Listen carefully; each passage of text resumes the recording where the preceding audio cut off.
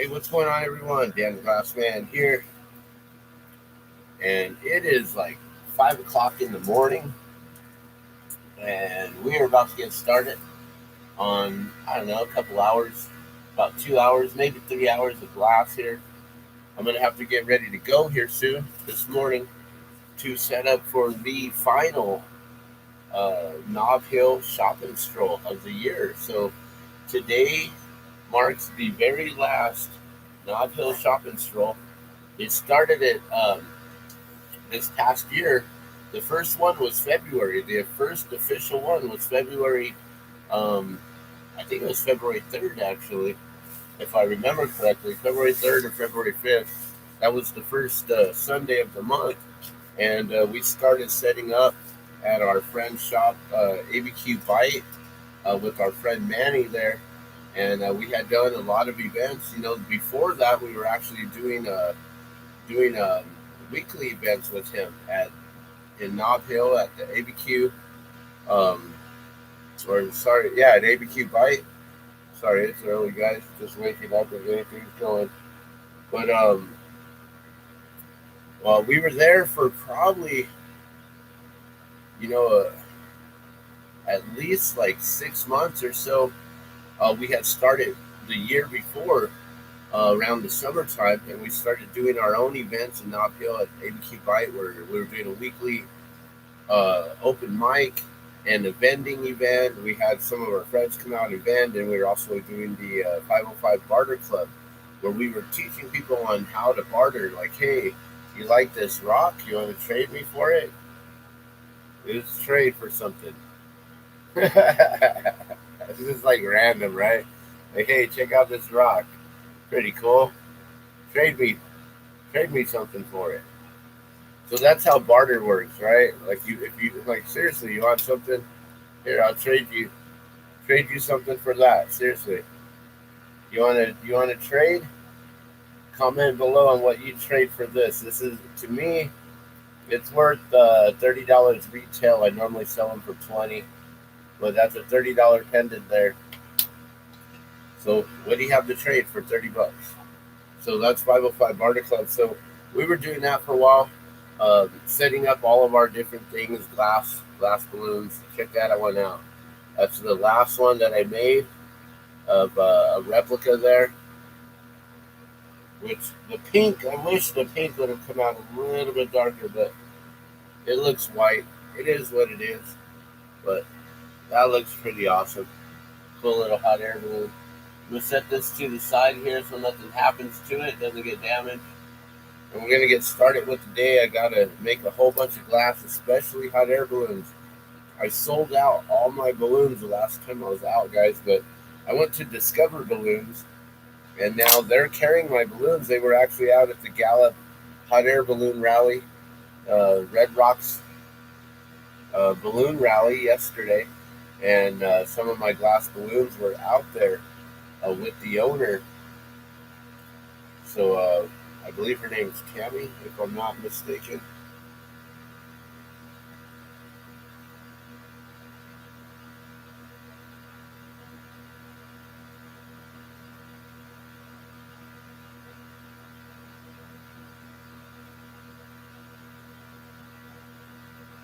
All right, so I just wanted to share on Facebook that I'm here right now blowing glass.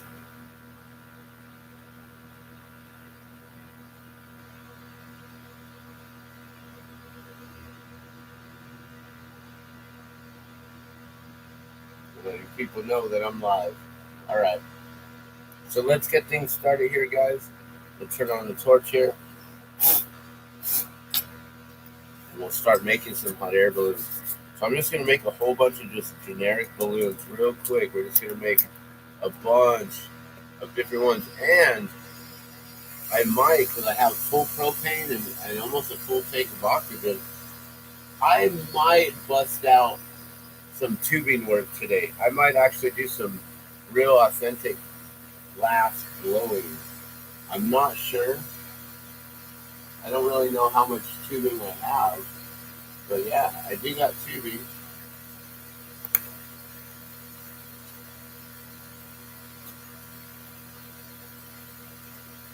So we got tubing, guys. We can make it happen. It's been a while. Like, this thing is so dusty and dirty. If I'm going to be working on this thing, I'm going to have to clean it up. It's been a long time. So people have been asking me for Christmas ornaments. Been making these hot air balloons because I know hot air balloons sell, but also Christmas ornaments sell like crazy too. And it's been a long time since I've made them. I don't know if I have the setup for it right now. Usually I have all my points standing up so I can stick them up, but I don't know if I have a place to actually put my points right now. If I were to make this into anything.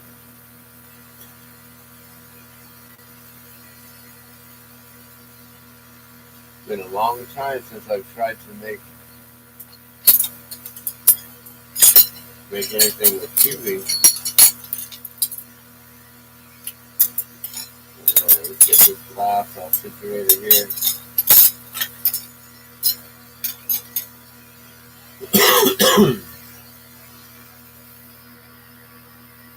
I don't even know how long it's been since I worked tubing. You know, my arms, I don't even know if my arms are strong enough to work tubing.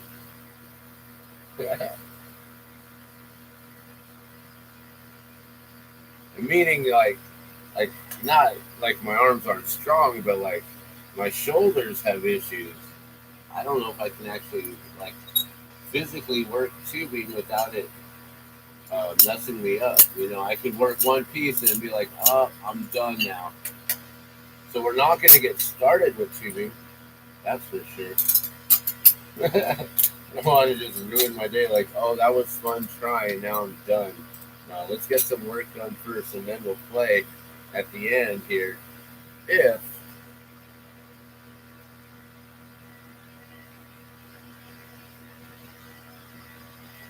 that's what I'm going to do here. It's been a long time since I worked tubing, though. Real long time. Feels weird holding this thing. It's so big. I'm so used to just working pendants. Should I prep one?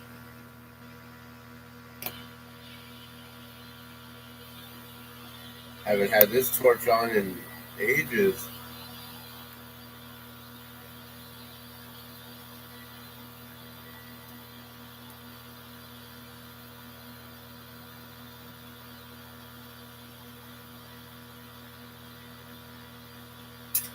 I can see that this tubing is a little bit crooked.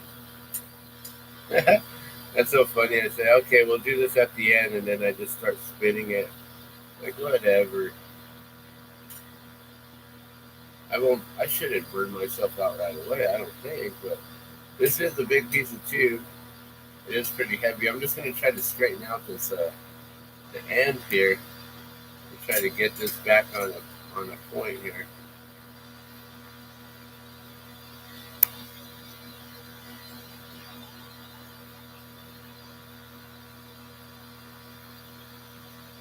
Yeah, alright, that's better. Dang, I can already feel it in my arm, actually. On my right arm.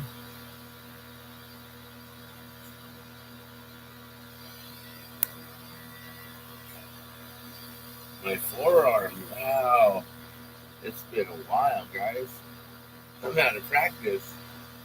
I'm going to really burn myself out, actually. Hey, what's going on, Chris? So, yeah, we actually got a real big flame here. This is the first time I've had my my full-size flame on. I'm going to pull a point real quick.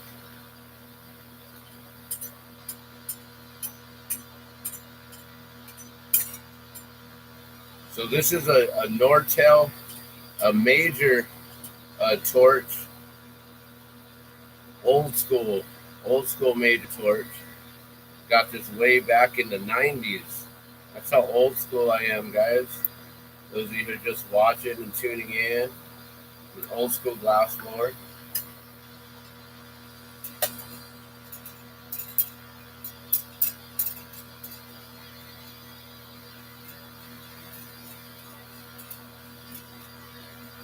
Man, it's been a while. You know, my forearms aren't strong anymore. I can feel that burn. So what's going on, Chris? Good morning. Thanks for tuning in. It's an early morning glass session, Sunday morning. Getting ready to do an event today, the NOB Shop and Stroll here in Albuquerque, New Mexico. So if you are local, I will be out there at the Silver Street Market. Like I was saying, we were set up at our friend's place, but he passed away. I believe it was June or July 10th.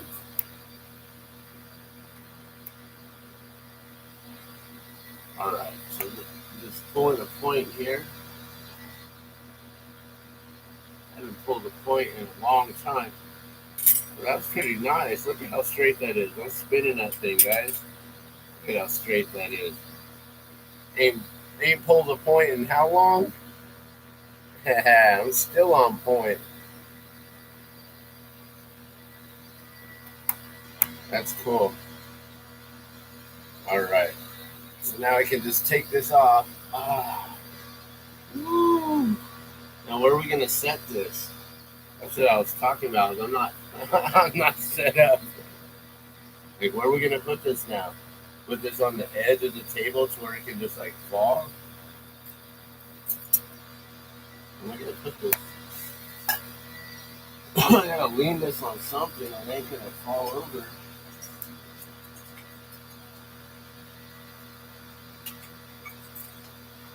That work right there? Maybe.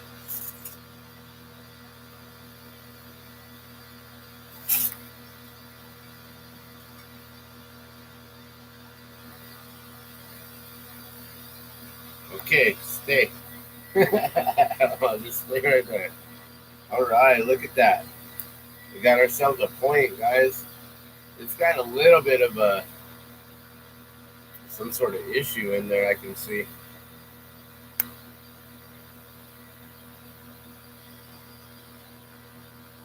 but I can heal that. We just get rid of that.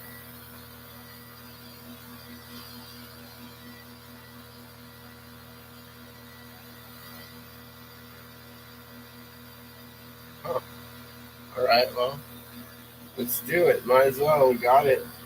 We got it here. Got it going.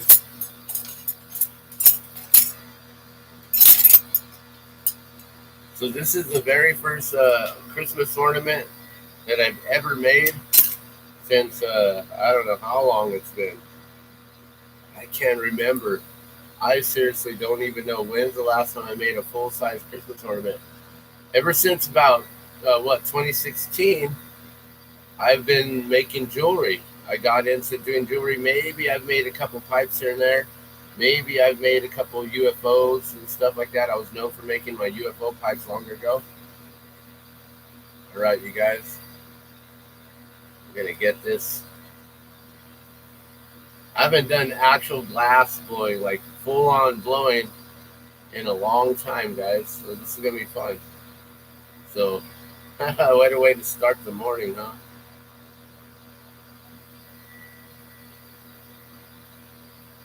All right, so what I'm doing is I'm stretching out that white color going around. We're gonna wrap it around the clear here and give it a nice little color accent, just like that. Work it, make sure that colored glass is adhered to the clear. Man, it looks like I'm not even out of practice. How long has it been? Seriously. All right, check that out. So now I got it all wrapped with some white. So now I'm gonna melt it all of it. I'm gonna heat it up. I'm gonna get it into a ball, and then I'm gonna blow it out. This is gonna be pretty big, actually. I could have made one a lot smaller.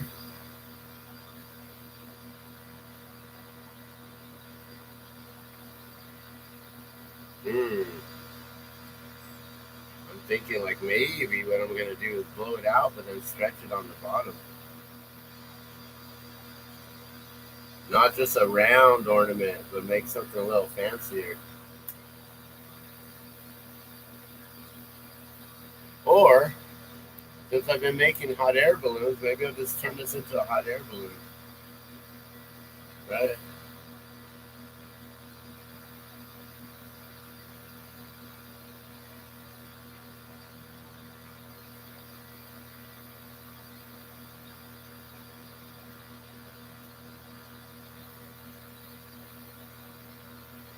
It's been a while since I've actually blown. This is gonna be fun.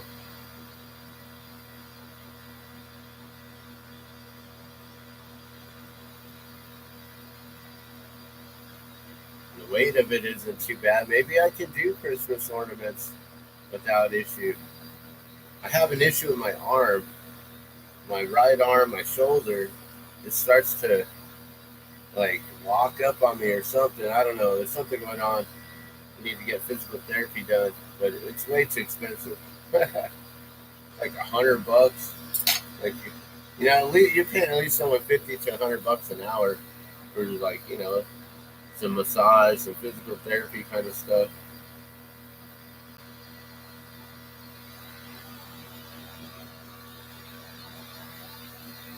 I don't know if I'm gonna do a balloon. I'd like to do a balloon. It'd be kind of cool. But already done colored in white all the way through, where it's like, well, that's gonna kind of mess up the maybe.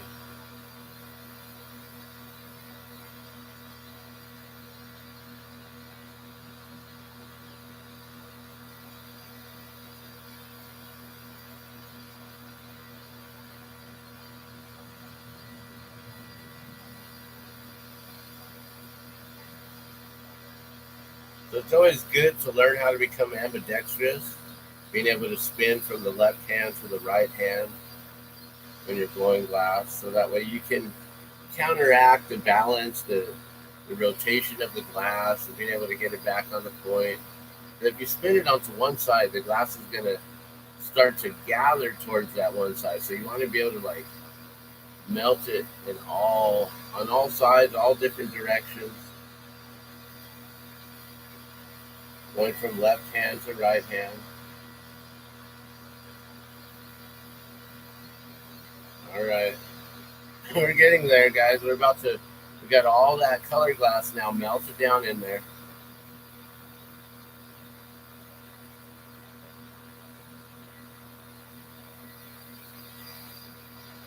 We're about to blow this thing out. Debating if I want to do a balloon or not, though. I mean, if I make it into a balloon, someone's gonna buy it no matter what. So might as well. I've been on the whole balloon theme for a while, so let's do it. Let's see if I can. It's getting all crooked on me here.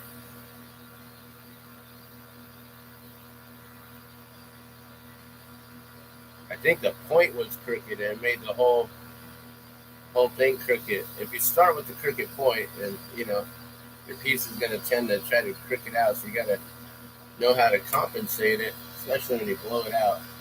All right, here we go.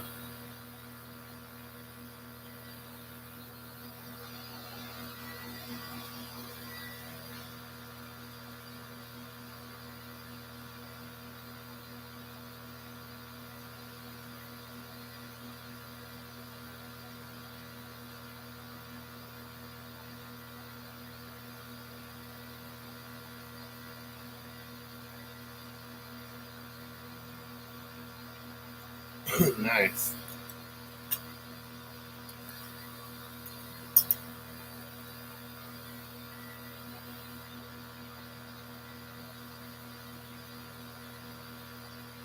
I forget how hot the this torch makes everything get now.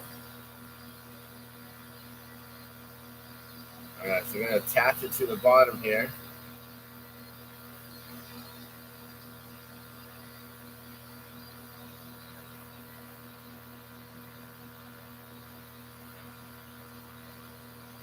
We're gonna heat up the whole bottom section here.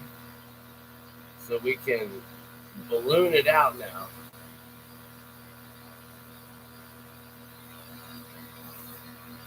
Right.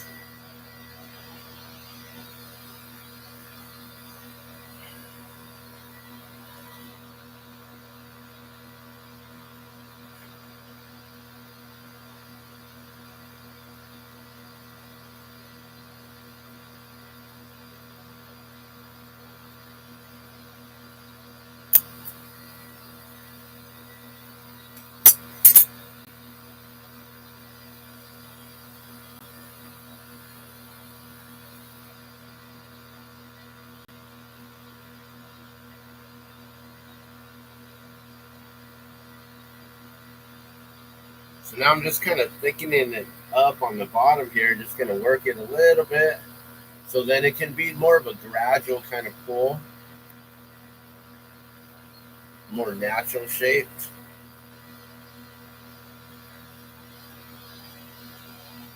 And then I'm going to add a little clear glass and then a big old dot of some caramel to represent the gondola or the basket. This is about a, I don't know, 1.5 to 2 inch. You can see how big that is.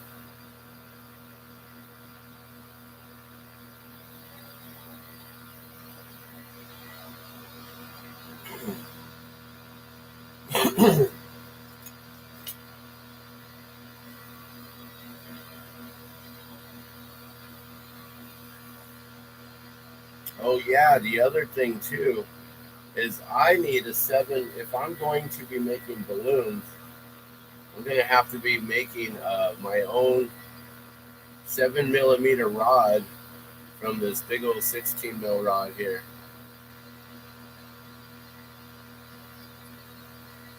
I'm just going to add a little clear glass here.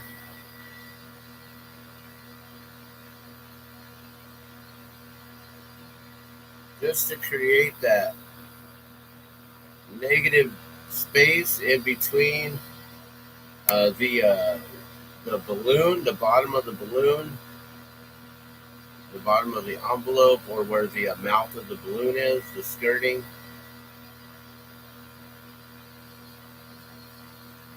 You know, I might actually just pull a 7mm rod from this here.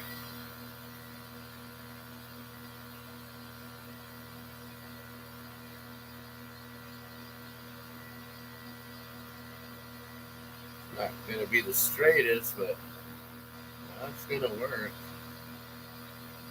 I'm just going to pull a rod here because I need like a good 7mm rod so then I can make the other balloons. Oh, got a little too thick there and too thin in some spots. It's real hard to stretch out with a thicker flame here to be able to control it like I normally do with the smaller flame. But I'll pull it off.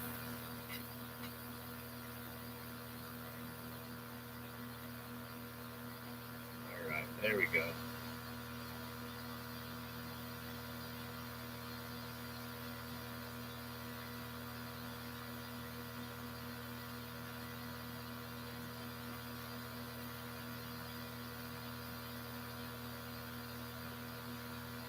So right now I'm just making a rod here so I can utilize this on the other balloons I'm going to be making, the classic style, the small pendant shaped ones.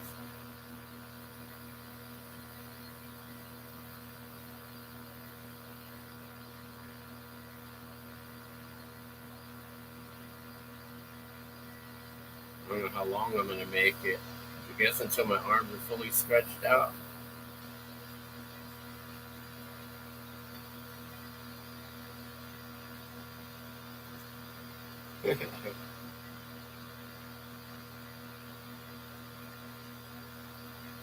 Okay, that's pretty good there, huh?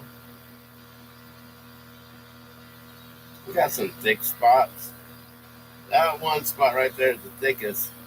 I can try to heat that up real quick and stretch it out some.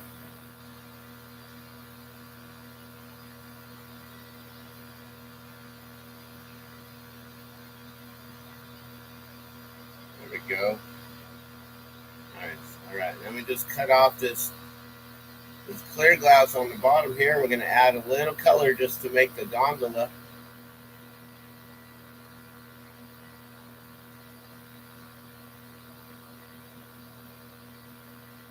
We'll just leave a little bit of color glass there. This rod here, hope it's not too long. I can lay it up against the table here.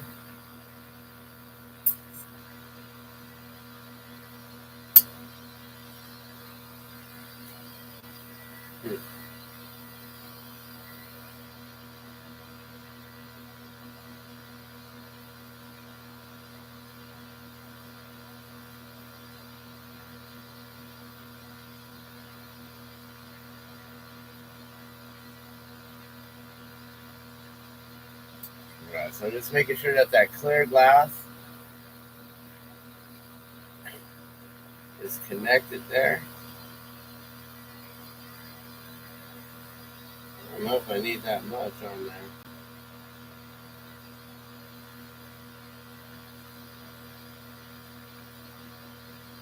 Probably don't need that much on there.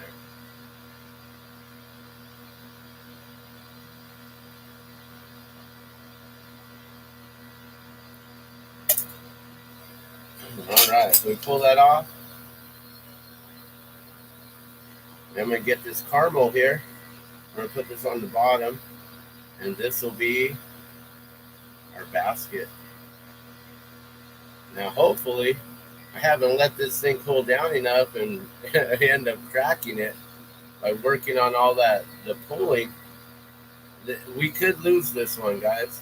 Just letting you know. I'm going to do my best to keep that heat in there, starting from this bottom. We'll work the heat back up into it. We'll get it off the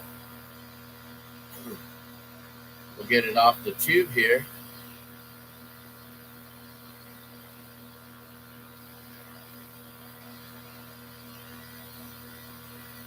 All right, now the only thing about this, using this big old heat, now I'm using a lot more gas, a lot more fuel. It's getting a lot hotter in here, which is fine because, you know, it's kind of cold these days. But I do have the kiln on, so I don't want it to get too hot.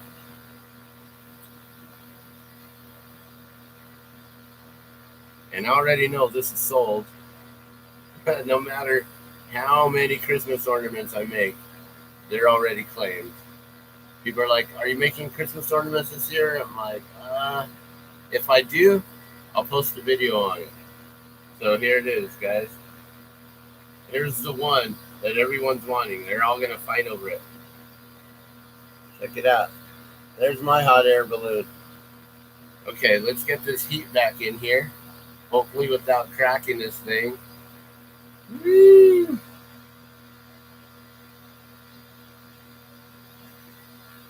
Now the trick is taking it off.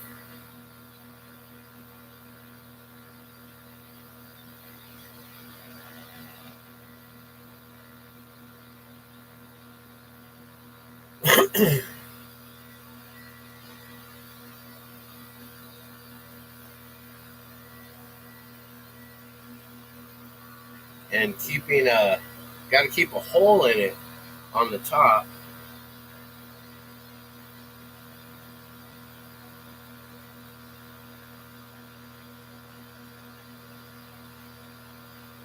Which usually I then put a loop on top, but I'm not really sure how I want to hang these this year.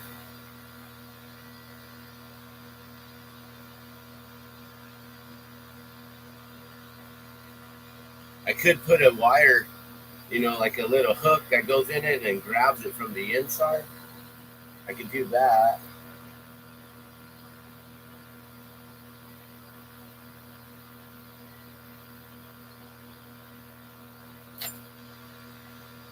Hey, and thank you so much for sticking around, Chris. It's time to fall asleep. Are you just going to bed now? I'm just barely waking up and you're going to bed. I tend to fall asleep early these days, though. And then I wake up way too early. Sometimes I wake up at 2 a.m. Like, all right, well, let's just get on the torch and start working. Thanks for tuning in, though, man. Appreciate it. Or, I don't know, man, lady. Sorry. This whole gender stuff these days, huh? But I do appreciate it, Chris.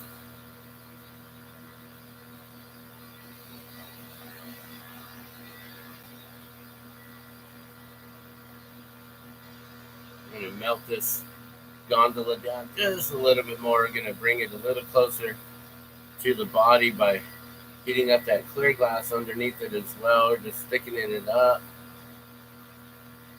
That way it'll be a little bit closer to the body here. There we go.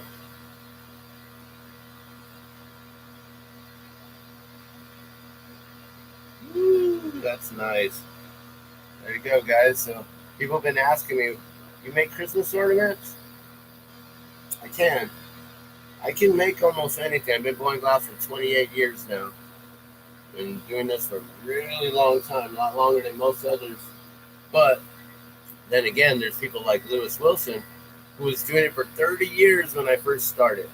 So imagine that, 30 years he started. 28 years, he's been doing it for 58 years, man, for 60 years. Just going to bed, right on. Have a good night, brother. Or, sorry, I'm assuming with the name Chris that you're a male, so I'm saying brother, and I apologize if you're a sister. But either way, thank you so much, Chris. Appreciate it. The one and only viewer for the day so far, or at least the only commenter. It's so much nicer to be able to have people here and to hang out while I'm working. Yeah, I'm up early. I'll be up. All right. I'm concerned how I'm going to grab this now. I'm going to do it like that. Is that going to hold?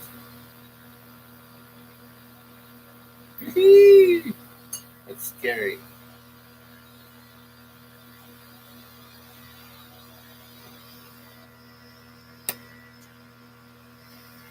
All right, we're going to take it off with this flame here. And I'm going to have to leave a hole on top.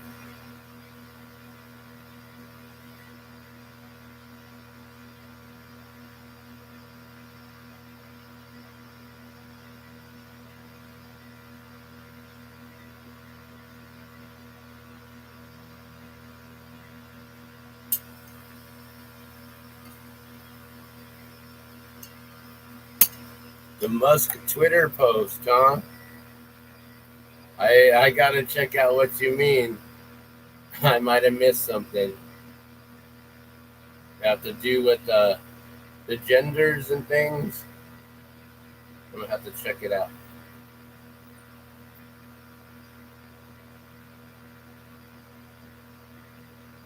Okay, this is getting scary because it's starting to get loose here. Oh, what up, Spirit Warrior? I see. I'm sorry. I didn't realize that you weren't Chris. I was just reading the comment and didn't realize there's a name change. Awesome. I am up early and check it out.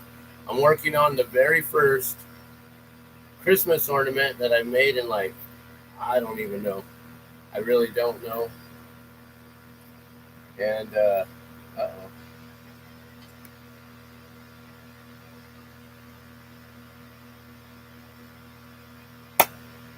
Woo, there it goes. Pop the hole. All right, good. Man, maybe I should have put that on a punty. This is scary here. Let me see what I can do. That just spins weird. Feels like it's gonna fall off the tool. It's all shifting on me. Oh yeah, so Twitter X. What's up with Twitter X, man? I don't know. It changed on us at some point, turned into something new and ridiculous. Dang it. I really wish that I could grab hold of this better. It just, as I spin it, you see how it moves? I need that to be nice and straight.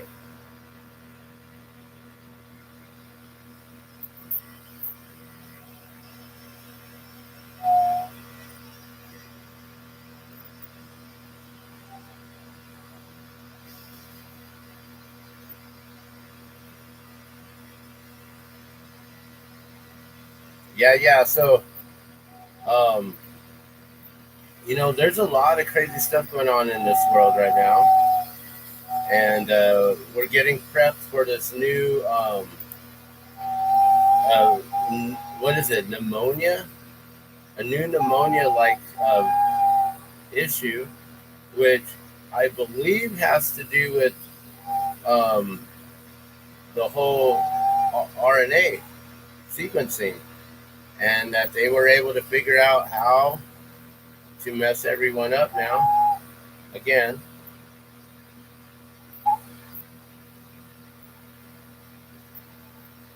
And the thing is that these people aren't going to wake up and realize that, hey, shouldn't this jab have protected me from getting sick over and over again? How come I'm still getting sick?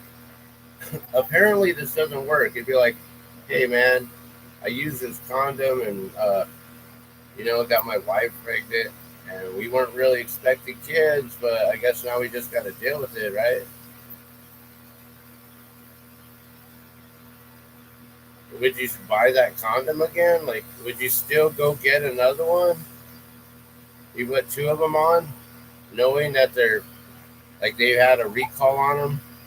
I don't know if they should by now already have recalled all these jabs, right? Like, oh, they don't work. There should be a major recall, but I don't know. They still got to make more money. They got to make sure that they're getting enough profits so then they can turn it into their central digital currency in order to be all prepped and ready before everyone else. All right, I'm going to leave it like that with the hole on top. But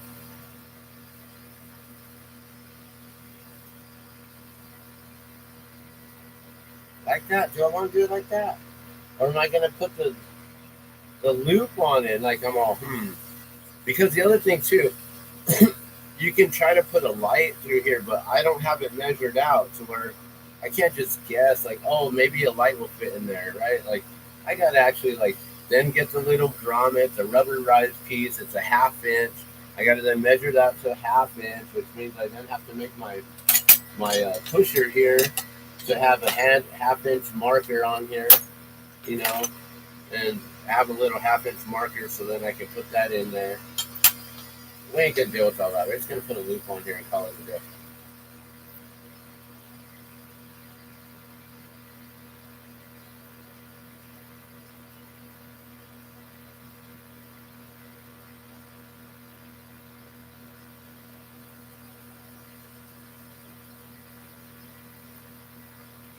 So the other thing too is recently I posted up that video that, oh, I got sick. I don't know if you saw that video. I got sick. It's like, oh, I'm sick. And really, I just I woke up that morning and my throat was like a little bit sore. And then I was like coughing that morning. But then I have a little bit of congestion anyways because I have a sinus infection that's for years now been having issues, and it's because of my teeth. I have real bad dental issues and stuff, and so I don't know. I've been dealing with this for a long time, a lot longer than this whole 3 years, 2 weeks going on 3 years stuff, right? Like, oh no, let's do it again. Another 2 weeks. Another 2 weeks. So yeah, I made that post on how, anytime I get sick, I'm gonna be as transparent as possible, even if it's like a little like, oh no, I threw up because I ate the wrong thing or whatever it is. Like I'm just gonna be as transparent as I possibly can with my own health and stuff, because I want to basically make a point on how those of us who didn't get the jab aren't really getting as sick as often.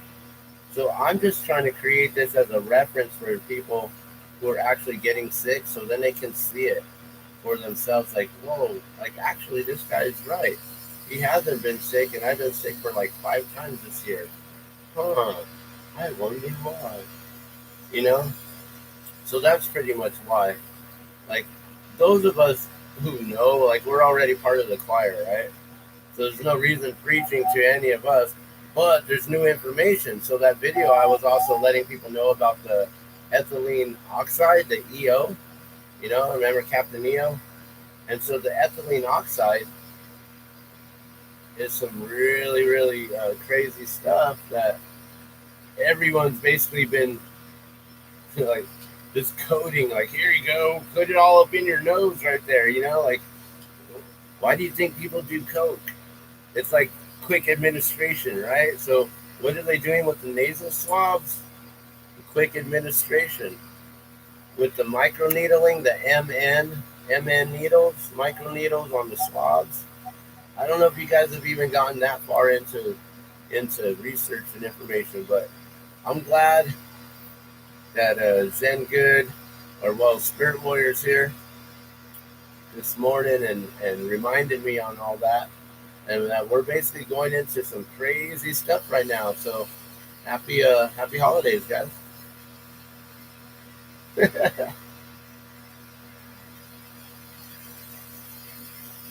But it is what it is, right? And we're just going to continue doing what we do, you know, like until you guys stop purchasing this glass. I'm going to continue making it, right?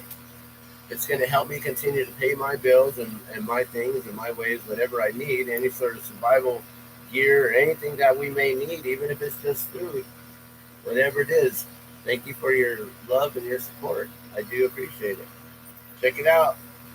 First Christmas ornament for I don't know how many years. That's a one of a kind right there. $1 million and it's yours. I don't know. That thing was huge compared to the ones I normally make. So there's another individual, actually, I found out. I'm known for making glass balloons, right? But there's another individual who's from New Mexico here, another glass artist, and he apparently also makes hot air balloons, glass hot air balloons.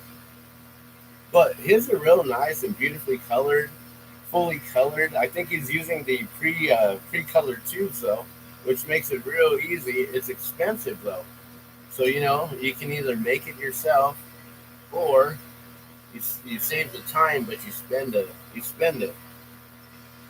All right, let's cut this thing in half here.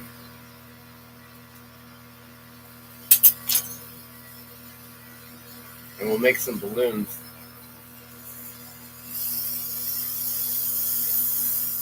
So this next thing, I don't know if you guys have been hearing about it, but the media's been kind of blacking it out from China. But China has now got a huge epidemic happening once again, and they are now scrubbing surfaces of the city. So, and what are they scrubbing it with? Probably a whole bunch of chemicals. So, you know, as an environmentalist, as you know, someone who loves this planet and wants to make sure that we all step into our role of stewardship, of being guardians to this vessel, I would really love it if we can all just get back to nature and start doing those things. And, you know, my concern is during this whole time while everyone's trying to get clean and do all this stuff, I'm looking at all the pollution. You know, like how many disposable masks were used, were manufactured. How many disposable masks are now on this planet because of people's fear? Because people are afraid of some germs, right? It's like, and the thing is, they already proved that they don't work. You know, that they're not going to protect you from the onslaught of a spray. If someone coughs, that just, the aerosols go everywhere around the whole room, like all over the place. And people are like, oh no, 6 feet, 6 feet. Like, it's so asinine and ridiculous that people actually believed in this stuff. 80% of the world population gave into it, and yeah, it's a sad thing.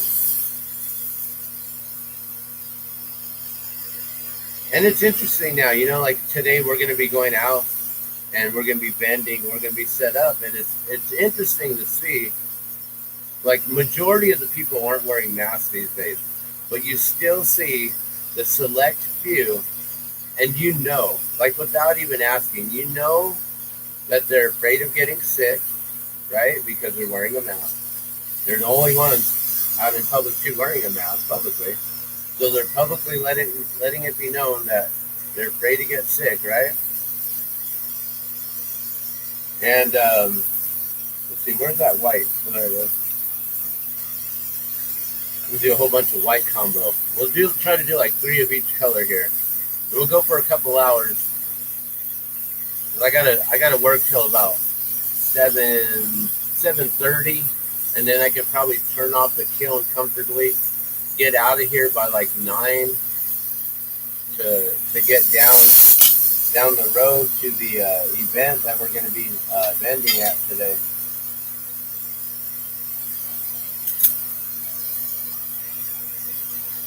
And so yeah, when you're out, you notice these individuals. Some of them are wearing the mask still. You know that they're in fear that, oh no, I don't want to get sick. All these people out here, they're not wearing a mask and they're going to get me sick. Those individuals are probably the same ones who also are fully jabbed and boosted. But then they're still living in fear, right? Because they're still getting sick. And then they're like kind of blame it on those who didn't get the jab, right? It's pretty interesting. So while we're out vending today, we will see these individuals out and about, and at the same time, like everyone's all giving each other hugs and stuff, right? It's like I don't know. If you grow up not playing in dirt like most children do, then you'll probably like end up getting sick if you go play in dirt, right? So if you're just out living life, normally, and people are sick, well, your natural immune system is supposed to. I mean, Creator created us in a way that we have a natural immune system to defend us from any unwanted virus or illness or anything like that. But once you start believing in man-made products and things, and you start thinking that you put your faith in man-made drugs and these jabs,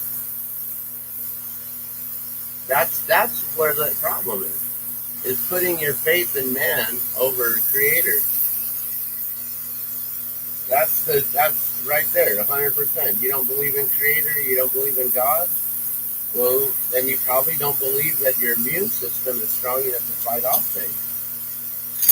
And yes, I understand that there are illnesses and diseases and things in this world that we now have to deal with. My wife is one of those individuals who has an autoimmune deficiency as far as being able to fight things off. Her fibromyalgia kicks her butt every day. And she has this issue to deal with for her whole life. But when you think about things and stuff of what people have done with their lives and things, then you understand what may have happened to my wife. The different foods that she ate throughout her life, doing other random things. Like yesterday we were talking about how I was watching a video on this these couple guys. They went out to this event called like End Days, or I don't know. It's like an apocalyptic Burning Man, right? It's out in the Mojave Desert. 4,000 people go out there, right? All together.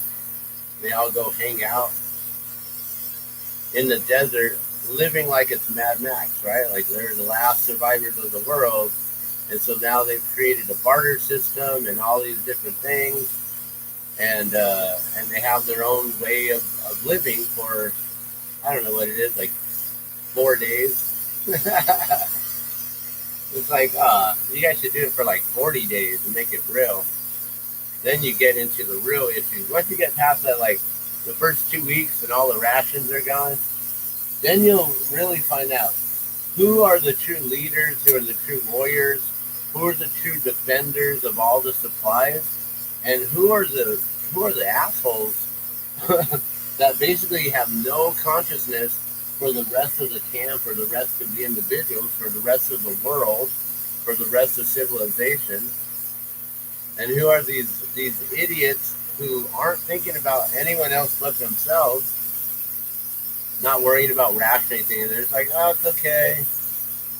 This isn't real life. We'll be out of here in a few weeks. And they just go through everyone's rations because they just know that, oh, we'll be okay, right? But in a real life scenario, if you're living off grid, like at a place called Camp Two Dog, and you got people that come in all the time looking for a new way of life and a simpler way of life, and like, oh my gosh, it looks so beautiful and comfortable there, and you guys make it look so awesome and inviting. And then they show up, and then they realize, oh my gosh, there's a lot of work. Every day we got to put in all kinds of work in order to make it be so comfortable.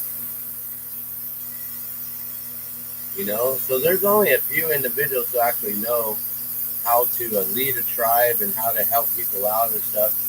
And then there's always going to be those that are just going to be taking all the rations all for themselves and not caring. And those are the ones who usually end up getting they get hogtied or whatever, taken out. They're fed rations like, here you go, here's some scraps, buddy. They don't even get to eat at the dinner table anymore. They get to eat with the dogs and eat the table scraps. So yeah, there's a lot of people who have these ideas on, we need to create a commune and we need to get out of society because it's getting crazy. And I'm just thinking like, you guys don't realize what it takes. And if you can't fend for yourself, and you think by having a commune is going to help your survival, then I don't want to be there with you. Because, yeah, if you don't know how to survive on your own, like I want to be with individuals who know how to survive. Like I want to be in a tent, in a camp, full of survivalists, other survivalists. That way we're all just like fending for ourselves, and we're doing more work than we need to help out others. And it's like, wow, man, hey, thanks for going out of the way to make sure that you procured that whole entire animal for food, and all the warmth from the fur and the hide and everything. We got the bone marrow and cooking some good bone broth, or all these different things, making jewelry with it, whatever you're doing. You put more time and energy into things, helping out others survive. That's how everyone should be, but not everyone knows how. And that's the thing, is the whole ignorance makes things really, really bad, because the people who have the knowledge, it's like it's all upon us. Those who have the knowledge, it's like it's up to us to like figure things out, right? And that's what's wrong with this world, is there's a lot of idiots who are ignorant, blissfully ignorant. They don't even realize that they're ignorant. They think they're so smart, and they got it all figured out. And they're blissfully ignorant, and they make things a lot harder on everyone else. They have no idea. They have no idea the trespasses that they occur simply by just being around sometimes.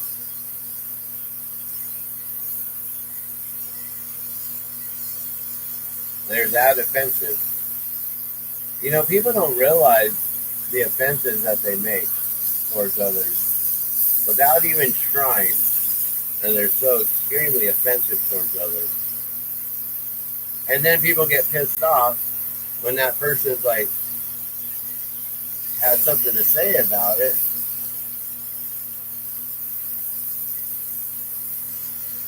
And people get all pissed off.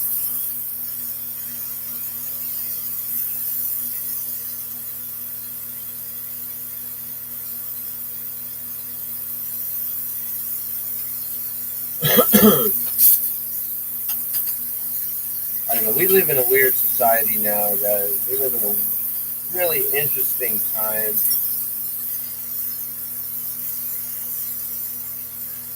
And I'm simply just going to continue doing what I've been doing, which is educating myself, staying on top of these things, and still living my life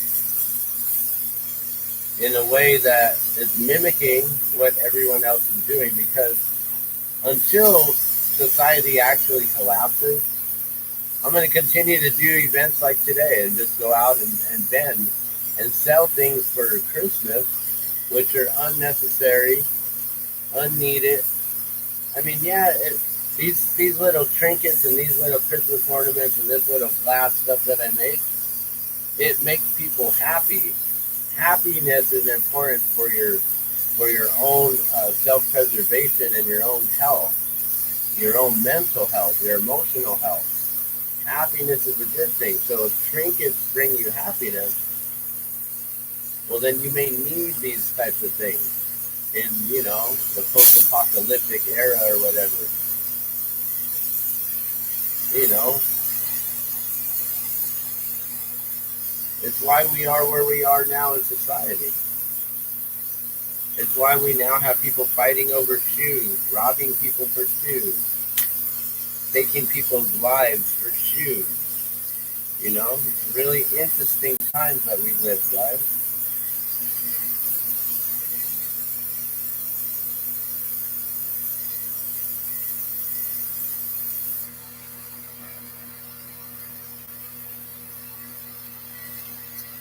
But yeah, the whole idea of like building a commune and everyone coming together, that's a huge dream. Until you've actually tried to live with strangers that just come and go, they come into your camp and then they either bring their own supplies so they are self-preservant, and you can tell if someone's like they got their own water, they got their own food, they got their own warmth, their own blankets, they even brought their own tools ready to work and build stuff. Those are the individuals I want in my camp. Those are the people that I want to be friends with. Like-minded individuals. You know how to heat up water with the sun and water? Wait, what? You know how to boil water with water in the sun? Seriously. Do you? Do you know how to cook food in the earth? Do you know how to cook food in a solar window oven? Do you know how to build a solar oven?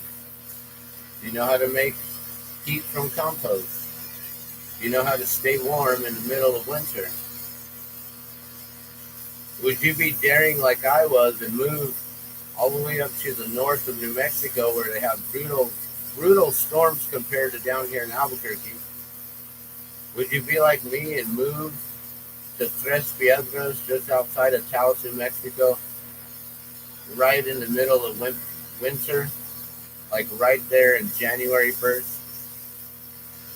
Would you have the balls to do so, the courage, the audacity to look at nature directly in the face and laugh at it in that way?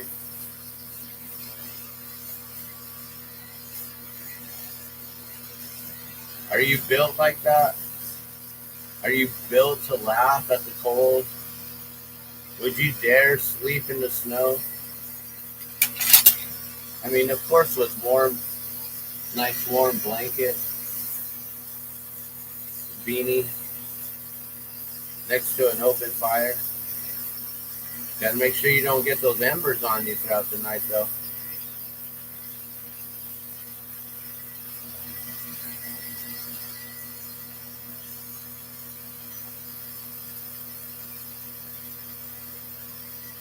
So yeah, there's a lot of dreamers out there.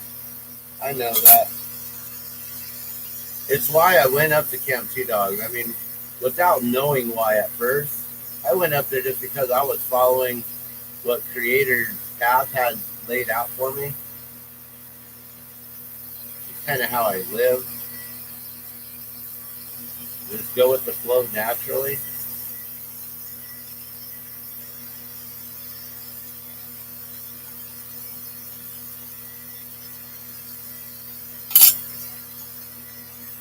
But yeah, I figured out, after being there, that I learned a lot from that situation, that experience. That, yeah, you don't want to just go up into camp with just anybody's, because you're going to be having to haul water for those individuals, get food for them, make sure they're not freezing cold, give them your extra warm blankets, all these things because they didn't bring their own extras for others. They weren't thinking about that. They didn't know. There's some real life stuff, you guys, when you have to deal with that. I think we're an hour in, and it's probably safe for me to do this.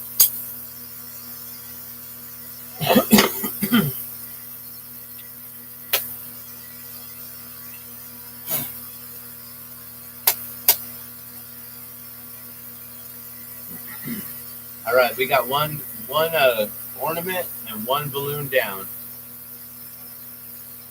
We got a few people watching here. I'm just gonna continue making hot air balloons, guys. I sold out. That's the cool thing. I sold out. So even in this crazy time and stuff, I'm still moving forward, getting my glass into things. Even though I know that the American dollar is tanking and all this stuff, I know that there's gonna be a way to figure out currency, to figure out barter and trade. Like, hey, you need some work done? I'm an able-bodied individual. I can do physical work for you in exchange for something like, whatever you want.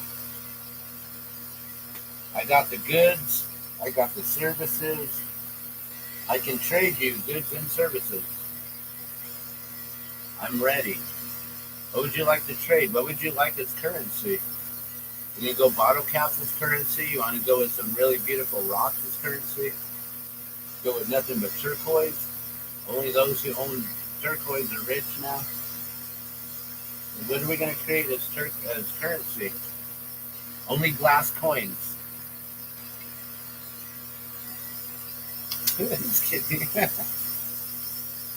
That'd be cool, huh? Let's just make some glass coins. I'll be rich.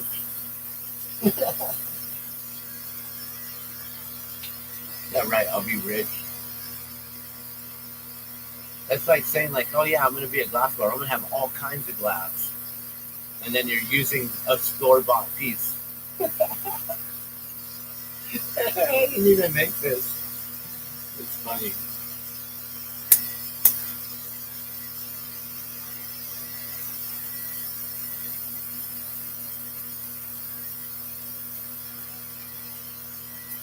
That's a cool way to censor it, huh? Way to do that. Like, what do you got? Nothing. Look at it. You see? I'm holding up 4 fingers.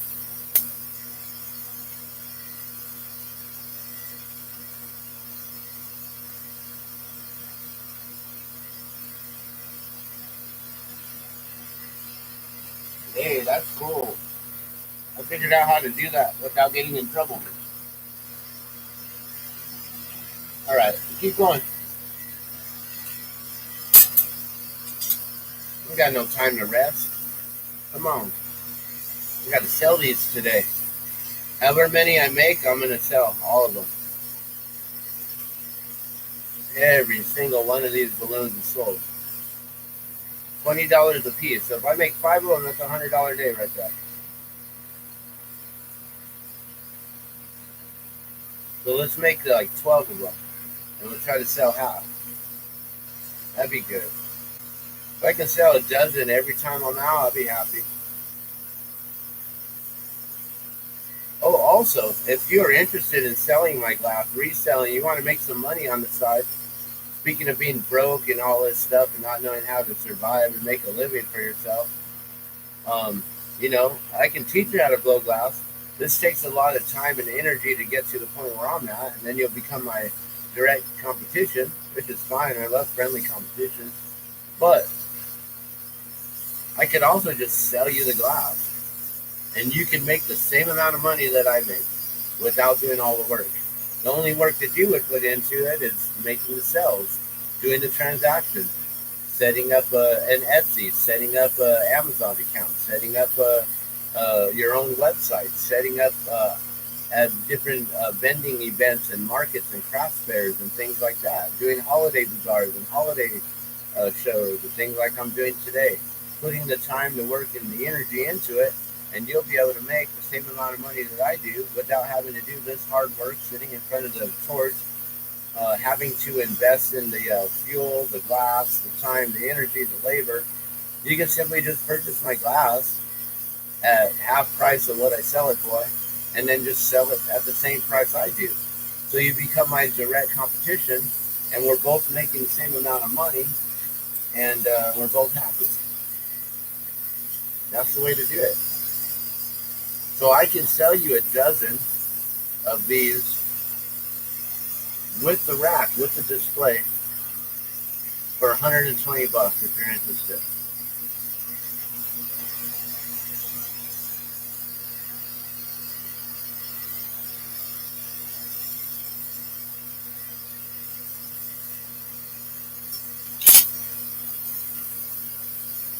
We'll do another red one. So that was red and white on that first one. We're going to go red and white again. We're going to do at least 3 of each color. We're going to try to do 4 different color schemes and make a dozen here, if possible, within the next hour or so. But usually I make these in every 15 minutes. So, in 2 hours, that's 8 of them. So trying to make that many is near impossible. Gotta keep track of the time though. 6 a.m., 6:08. Alright, so we've been here for an hour. Started at 5, now 6, an hour in. I said if we go till about, I think I'd go like till 7:30 or 8. So another hour and a half. And we can have this video go for 2.5 hours, guys.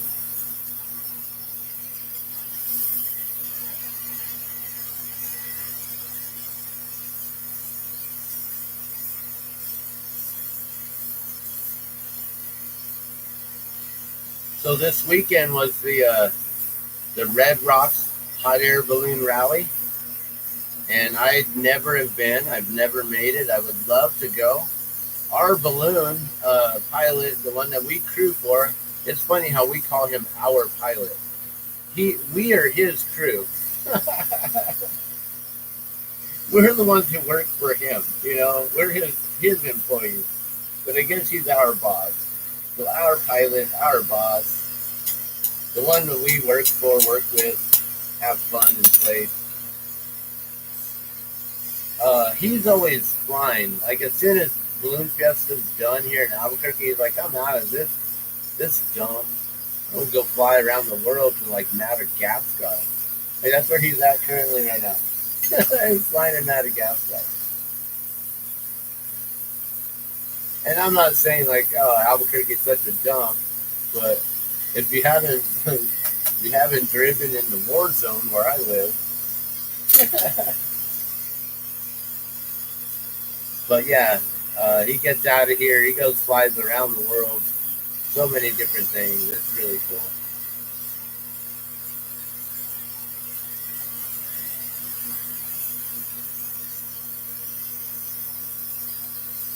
I don't know if anyone's watching still anymore. I believe Spirit Warrior came in and left real quickly. Probably have to go and post up some more on Facebook to let people know.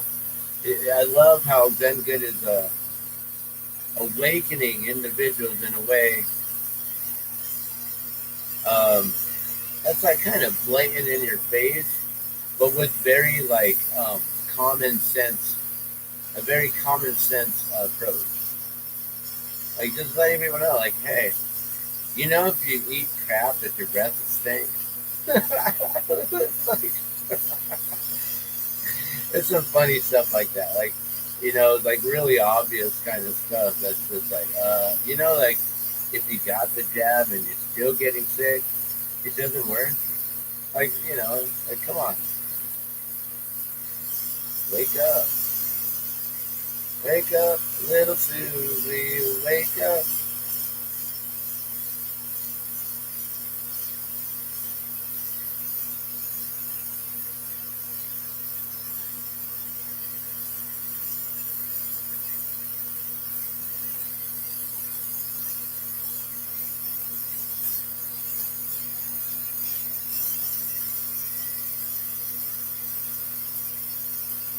So yeah, sorry, I was talking about Red Rocks balloon rally, and they were just there yesterday, I believe, Saturday.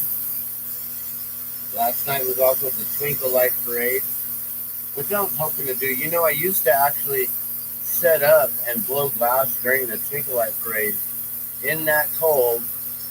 But yeah, I used to do that. I would set up and I'd sell Christmas ornaments. I'd make them right there on the spot.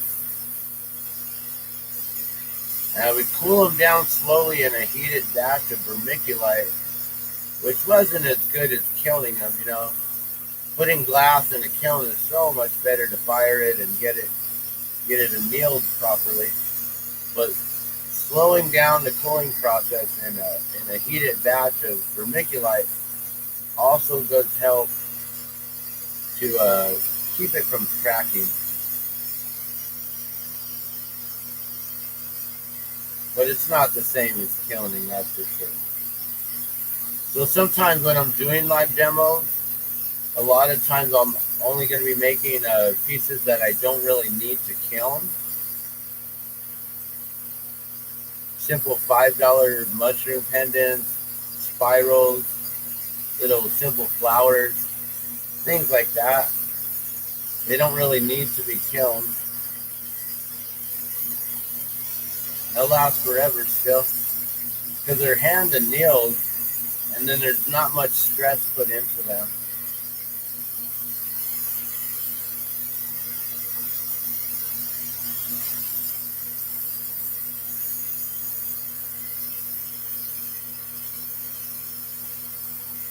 I was really hoping to get on the torch yesterday, but then I had to do different things. I run out of time each and every day. It's really hard to live life without a vehicle because it takes like 3 hours out of your day just to get to one place by traveling by bus. And I would prefer to like pay someone because if I could get at least 1 hour on the torch instead of spending 3 hours traveling, like I can easily pay someone like $10 gas money to get me somewhere right up the street real quick. But I can't find a personal driver yet. I wish I could find someone I could hire as a personal driver. That'd be so cool. I don't want to use Uber all the time. Uber is weird. Getting in a vehicle with someone you don't know.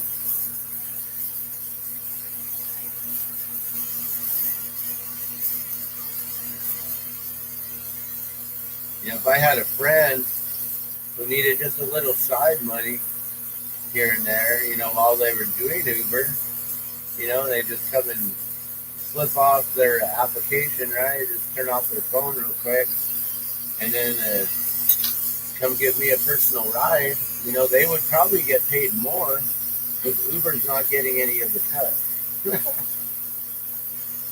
But I can't find anyone to be a personal driver for me all the time. Whenever I need a driver, I need to find one for my wife. Like, man, there's got to be someone out there who could use like an extra $10, $20 here and there, depending on how far we need to go or how many trips. Because it could be a just get me there kind of thing, real quick, $10, right? Or maybe get me there and back, $10, $20, something like that.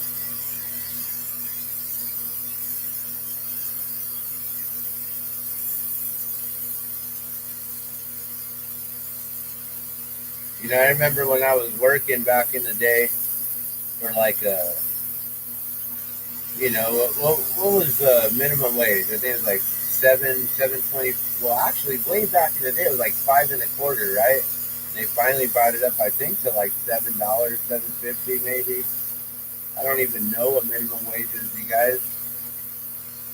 But here in Albuquerque, New Mexico, I remember when it was like 5.25, right? And you'd work for 8 hours, right? All day. 8 times 5 is 40. They take out some money for taxes, getting about $30 for that 8 hour day. It ain't much, right? Now, if you're making $10 an hour, you get more taxes taken out, but then you're getting like an $80 day. Now, that's a little bit better if you're making $10 an hour.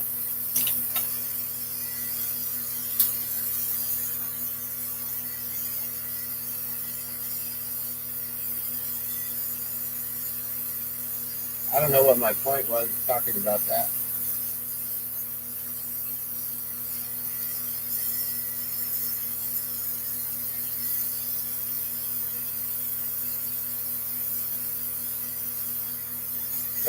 Sorry, I got back into the whole what I'm doing here and totally distracted myself from what I was talking about and why I was talking about how much this and that.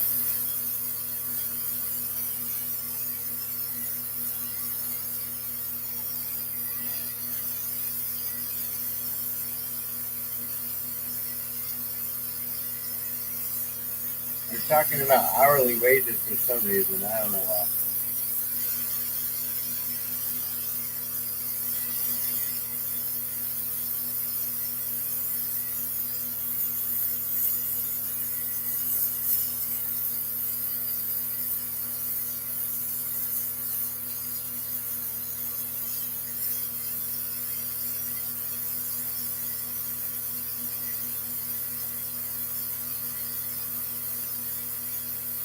Man. So yeah, I don't know if I finished my thought also on the whole Red Rocks thing, but while I'm here, my glass is being sold out there in Gallup, New Mexico, at the Red Rocks Hot Air Balloon Fiesta. So that's the really cool thing is even though I've never been, I haven't been there, my glass is there. My glass is being sold right now. And my name is probably being shared around different individuals, website too.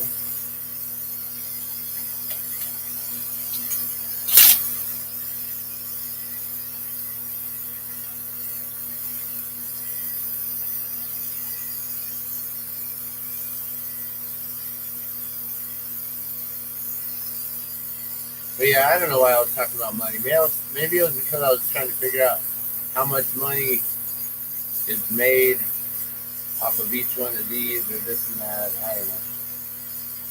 But I sell them for $20. These classic style balloons. These aren't the custom ones. I can customize balloons from balloon cards. Like this here, you take a balloon card and then you replicate the balloon.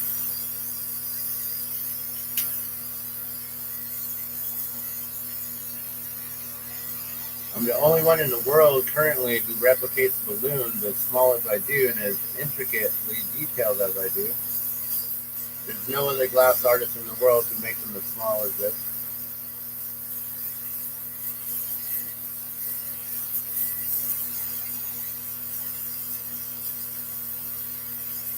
So I'm getting known for that around the world, which is really cool.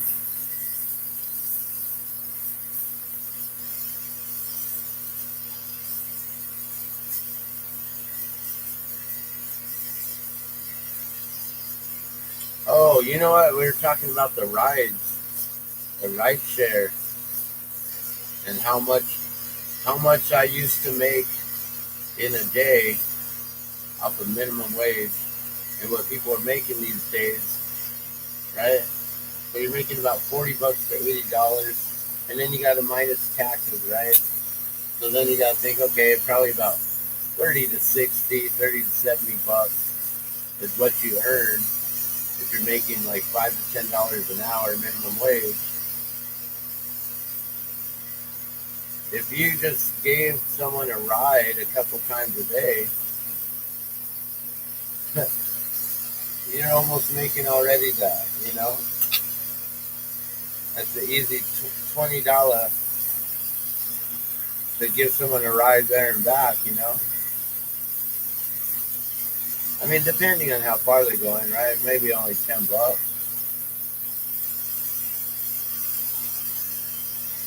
But you can easily do 7 rides in a day real quick and boom, you're done. If you did that as a side hustle for your friends who needed rides, so then you know you're safe. You're not just driving around some random stranger. You're helping out a friend. You're keeping the money within the circle. It's like keeping the money in your city and your economy. You're not sending it out of the country, out of state or whatever. You know, you keep it local, so it remains local. It's spent here locally. It all comes back around. So if you localize it even further by doing things like that for your friends, your family, and stuff like that, you can make a decent living by helping out friends.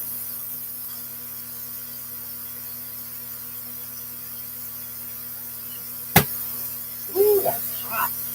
That is so hot. So hot. I just burnt my hand with my with my tweezers there.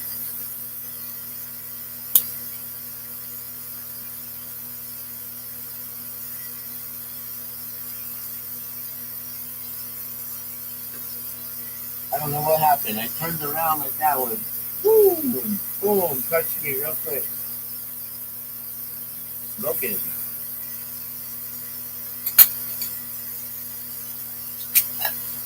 All right. We'll do one more red and white, and then we'll move on to red and blue. Or blue and white, I mean. Or red and blue. We can do all kinds of different color schemes. That's the cool thing about the classic balloons is I make them all 2-color. Sometimes I'll add a 3rd color in there, but usually they're just 2-color. And real quick and easy. You know, just spiral them up, shape them into beautiful balloons, into nice little balloon necklaces or pendants, or little miniature charms. People are hanging them in their Christmas trees as Christmas ornaments this year. So you can do whatever you like with these.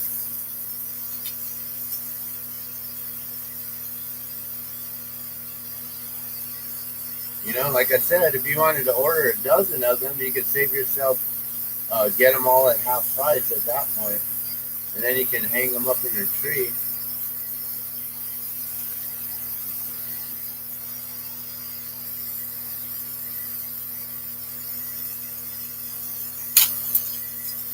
All right, last thread here.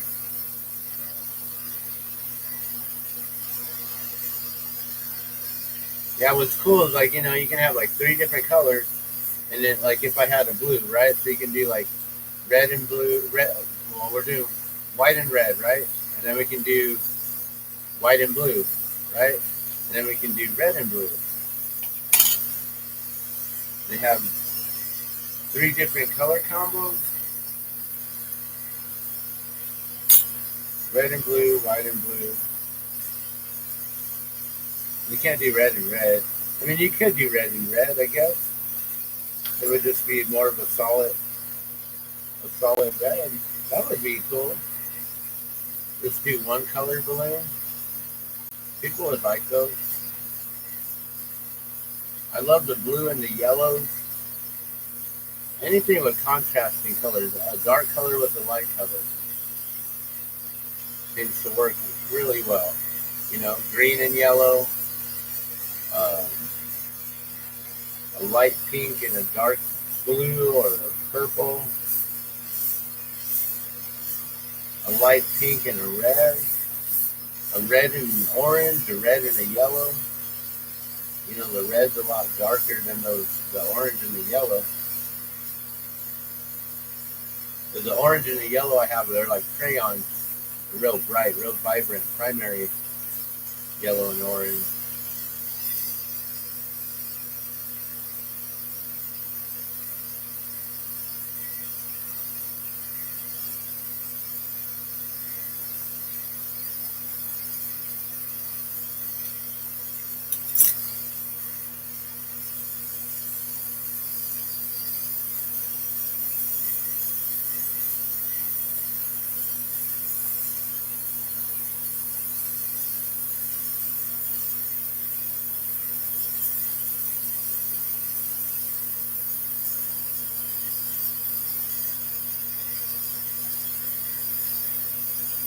So we've had some interesting conversation this morning so far. So we started out with talking about the event today, the first Sunday shopping stroll, which today is actually the very last day, or the very last shopping stroll event of the year of 2023.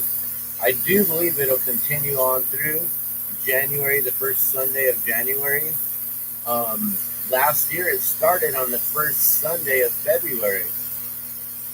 So I don't see why we wouldn't do it January, except maybe it's going to be freezing cold. But I don't know if you guys have noticed the global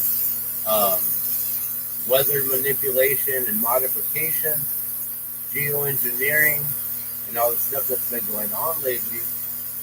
But we don't get as much rain and as much snow as we used to.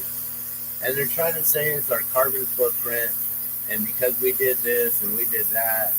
And they're not explaining to you that, you know, the aerosols that they canvas our skies with on a daily are actually removing the precipitation. It's evaporating it out of the clouds.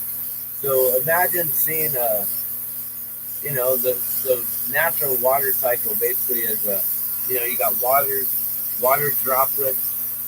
They get heated up. It condensates into a vapor, right, which then rises up, forms clouds. Eventually the clouds get heavy enough to where then they fall back down to the earth, and you have a natural cycle of water, right? Well, now they've added an extra step where they've added a second heating process where the water, right, it's at the ocean, it comes up, it condensates, forms into a cloud, right? And then it's supposed to start to rain, right? Those clouds are building up and they're forming, they're about to rain. But then they've added a layer of aluminum right there where the clouds are, right? So they put these little tiny pieces of mylar and aluminum particulates in the sky. What is it? Aluminum oxide? Is that what it is? I'm not 100% sure. I'll have to do some research on that. We could look it up with my phone right now, but my hands are full. You guys could also do your own research and look how they do these kind of things. But they're putting aluminum in the sky, and the aluminum particulates, while they're floating up there, they get warm, right? It's a metal. Metal gets warm. It holds the heat. You know, we're working with hot glass. This glass holds the heat where I keep the heat, but as you can see, it doesn't naturally conduct the heat all the way down to my fingers. If this was metal and I continuously kept this in the heat, eventually I wouldn't be able to hold the rod. It would be too hot. The whole thing would heat up because the heat, it conducts through. Metal is a perfect heat conductor. So they're putting aluminum particulates in the sky. So if you can imagine that then that layer gets heated, so it's then just like the surface of the ocean getting heated again, but now you're heating up that layer of clouds, and instead of it starting to rain, they end up dissipating again and evaporating upwards. I've been watching these clouds do this for close to like 15 years now on my my own personal observation. And so I've concluded this as factual information now, my own conclusion. 15 years of research and study. This is what I've concluded. The clouds eventually will dissipate upward. So instead of it raining, you may see the clouds moving in, usually from the west towards the cities, right? So here in Albuquerque, it usually comes in from the west side. It rolls in, right? Big old clouds, look like you're going to have a big old thunderstorm, right? Like, oh, that's going to be awesome. And then somehow it like keeps on forming and then nothing happens. Like the clouds just like fizzle out, right? And then like you look up and you notice there's like a perfectly good hole in the sky, and you can see blue sky through the clouds, or little patches, right? Or maybe a couple little patches of sky here and there, directly above, and there's clouds all around you, right? To the north, south, east, west, and it's still rolling in, but it's like they never form any sort of real rain. And so that's actually you'll see the clouds forming in, they're coming in, and then you'll see it like, it looks like they're wisping upward.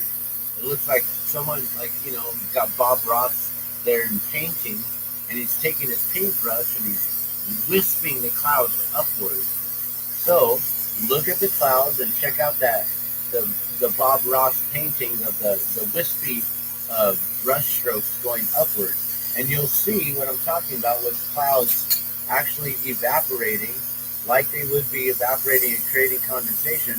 Now, at the cloud level where they're supposed to be raining, they evaporate again, and they kind of like disappear, right? They turn into that gas and disappear, and they keep moving, visibly moving away, and then you'll see, like, usually right above our mountain is where those clouds, so they'll come in from this side, and they'll dissipate, and they're gone, right?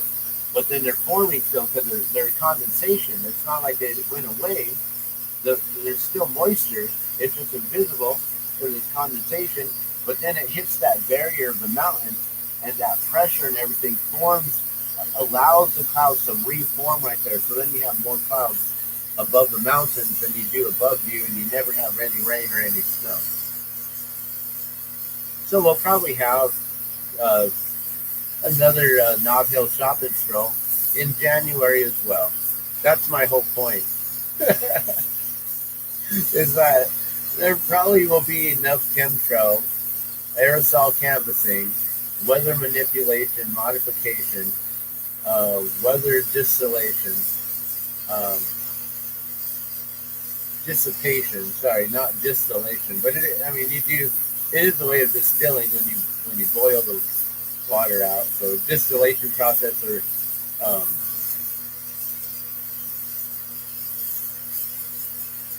what did I call it?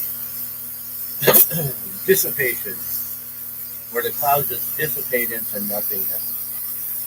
So take a look at the sky tomorrow, today, whatever, and have a look and see what I'm talking about. And then come back to class tomorrow, and then we'll talk about new things.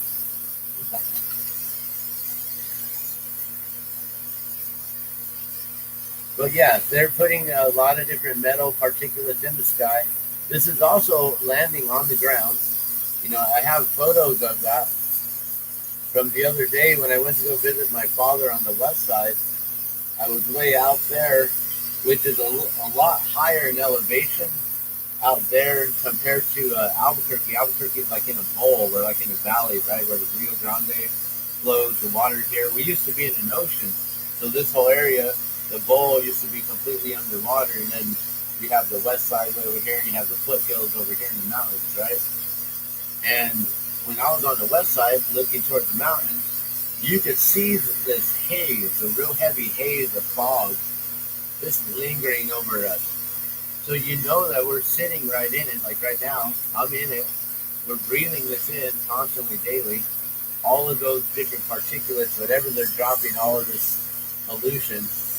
I grew up in California, and to me, it looks like where it once was, like back in the 80s, and how it started getting really, really bad, and then they had to do some whatever green, change things up for the better good of humanity or whatever.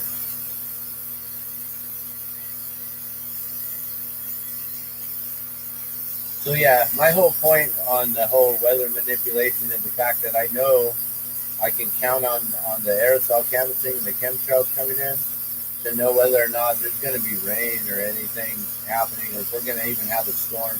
If I see them heavily saturate the sky, then I know that within a day or two, there's some clouds that are going to be rolling in, and it doesn't mean they're going to rain on us or anything. Like I said, they're probably just going to build up a storm cell and then roll through, and then reform over the mountains on the east side.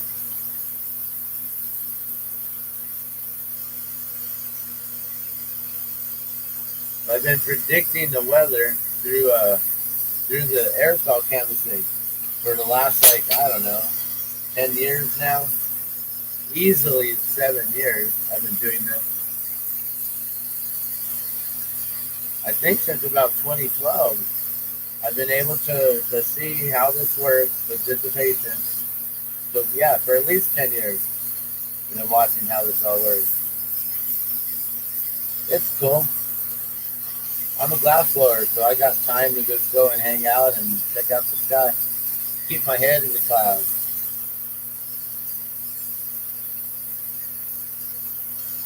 That's why I'm making hot air balloons. Keeping my head in the clouds. Well, good morning. I see we got Barb here. What's going on? So, um, are you a balloon talk, Barb? Is that the right Barb? I know another Barb too.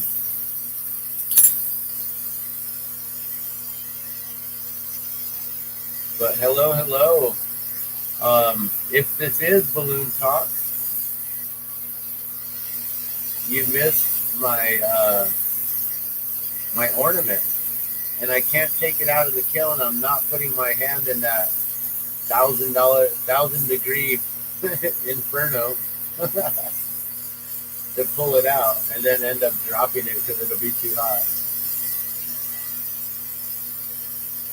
Awesome. Well, good morning and greetings. I was just talking about geoengineering and weather manipulation, aerosol canvassing, aka chemtrails. You know, it's one thing that I've always wondered about chemtrails is the metal particulate that they're putting in the sky and how that could possibly affect ballooning. And if there could be any kind of hazardous issues with metals or different things. You know, I know that we have a huge methane plume in the Four Corners region. So when people are flying like in Durango, Pagosa, places like that, like I always wonder, like how dangerous is that for balloons to be up in the sky in that methane plume? Or is it all just a lie?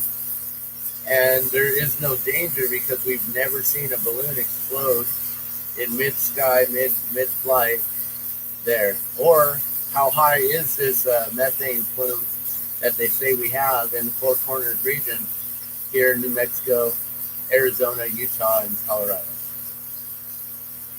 That's one thing that as a humanitarian, as an environmentalist, as someone who's updated with a lot of this information that's been going on with the geoengineering and the weather manipulation and all the stuff with HARP and things like that.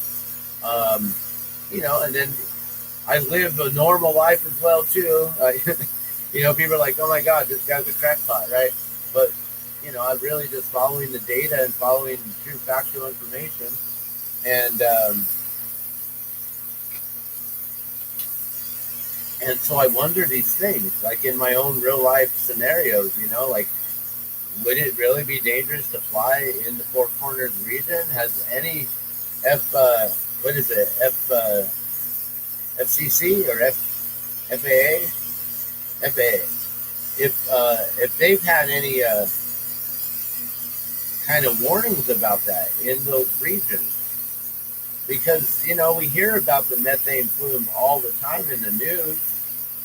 They always talk about it here because we got Sandia National Labs, and I mean Kirtland Air Force Base is just like a hop, skip, and a jump from me right here. It's just right behind me actually.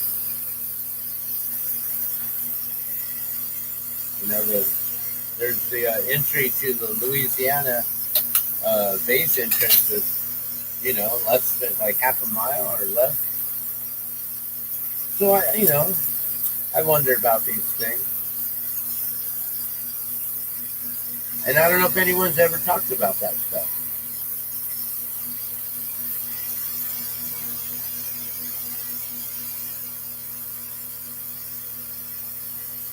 Who slept in again? Gorgas? How was did you go to the balloon rally? I was talking about the balloon rally just a moment ago. I've never been to Red Rocks. I would love to go. I was talking about how our pilot, Rick Jones, he always leaves, as soon as Balloon Fiesta's over here, he's gone and he's flying in beautiful places like Madagascar, like where he's at currently, He just leaves us behind, We're like, I can't afford to go to Madagascar and go play in a balloon with you for weeks on end. How fun and exciting! Maybe one day, if I can make these glass balloons become huge and actually get me out of poverty. If I can get out of poverty, guys, and I can afford to take my family to Madagascar for the week so I could go play and fly, and they could go stay like in a hut somewhere. I don't know. Or I just go for the week and come back. I can hire someone to come take care of my wife while I'm gone. Like, that would be the beautiful life right there.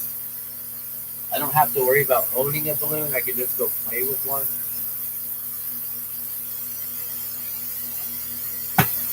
Woo, that's getting hot. That's like up there. How hot is that? After opening it, it's at 1,000 degrees. So it's probably at least like 1050. It's right there where it needs to be. Okay, that was number 3 of red and white. Let's do red and blue now.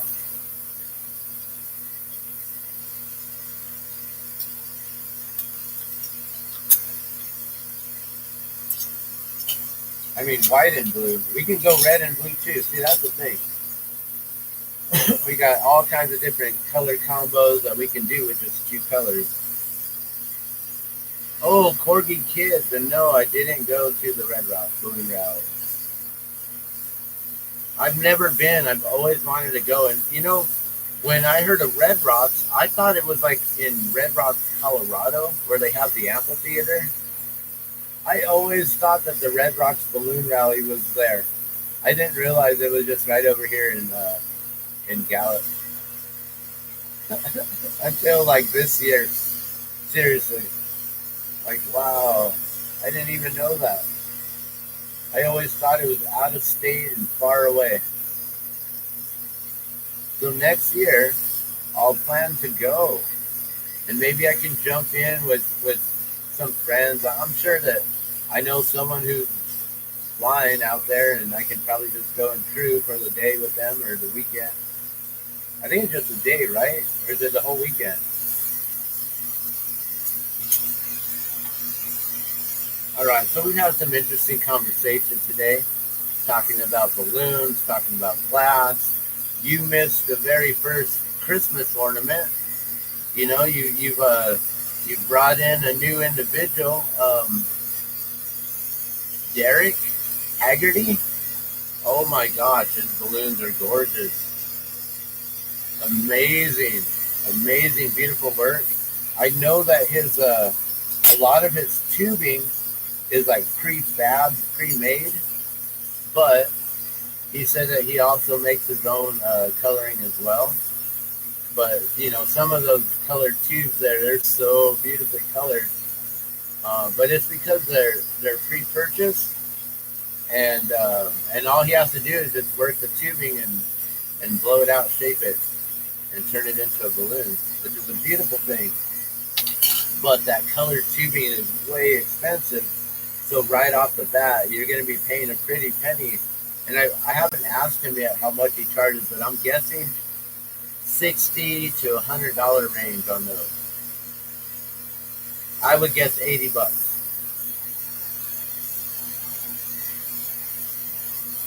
Because the tubes are like, you get them in like a 2 foot increment, and that tubing is like, I think at least like $40 to $60. I'm pretty sure. But then again, I don't know because I've never purchased the tubes. But I've priced them out, and I make my own colors. I make my own tubing.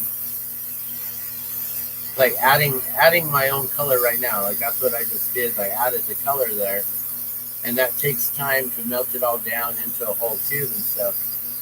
And there's other glass blowers that have figured out there's a market for prefabbing, doing that work, for actually making colored tubing for us, so we don't have to do that. So there's glass artists who figured out there's a market in making other prefabbed tubes and rods and different things like that. That saves us time, and they can make some money off of manufacturing that. So it's a plus on all sides of it. Really cool. But I've only purchased a few hand spun rods and not tubing. I've never done the tubing. I just color my own tube.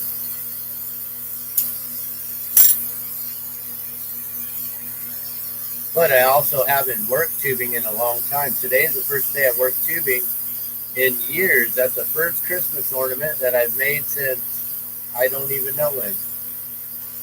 Maybe around 2012, 2015. I don't even know. I'd have to like go through all of my photos and see when's the last time I posted up a Christmas ornament. Or the last time I offered Christmas ornaments during the holidays. I used to make them for like $20 and up. Some of them would be a little smaller. I'd sell for 12, but pretty much they were like $20 and up. And I'd get you a dozen. I think I was able to do a dozen for like the $120 range, something like that. So that way you can get a whole set. I've done Christmas tree toppers as well. I've done a lot of stuff in the 28 years of blowing glass that I've been doing. And a lot of the stuff I started doing like right away in the 90s. Like my first Christmas ornaments and Christmas tree toppers. I started doing that long ago. Like when my child was born in 95, the year that I started blowing glass. So every year I made a Christmas ornament for my child.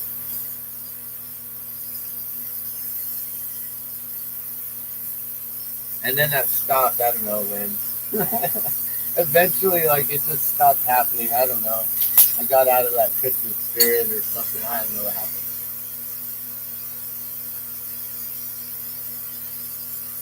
So Corgi's kids didn't go up.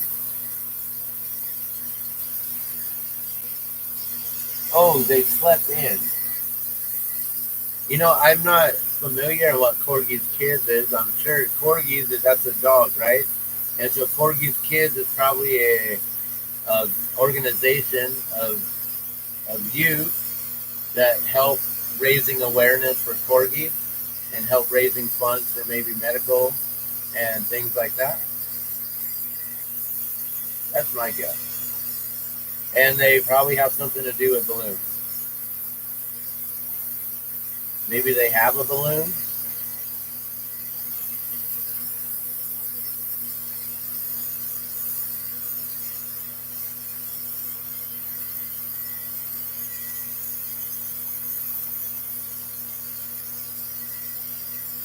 There are so many different balloons in this world. It is amazing to think that I can never make all the balloons that have ever been made in this world. There's not enough time in my life to try to replicate all the balloons that have ever been conceived on this planet, including the very first ones, the gas balloons, the ones that flew the animals, the ones that flew with animal dung and things.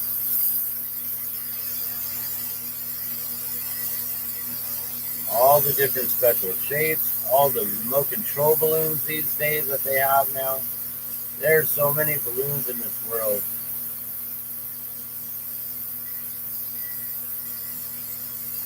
And another thing, so the other day when I was over at Discover Balloons here in Albuquerque in Old Town, I was talking with the owner there, and before I had come in, I was trying to figure out, like, okay, if I can get my balloons into Discover Balloons,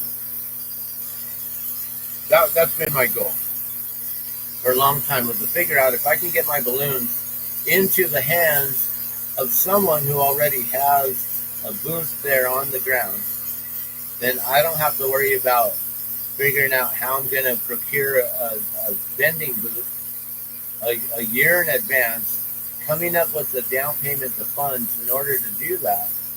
Like, maybe eventually we'll have our own display of, you go and find us glass balloons, and that's all you'll come find is just glass balloons. That's what we're known for.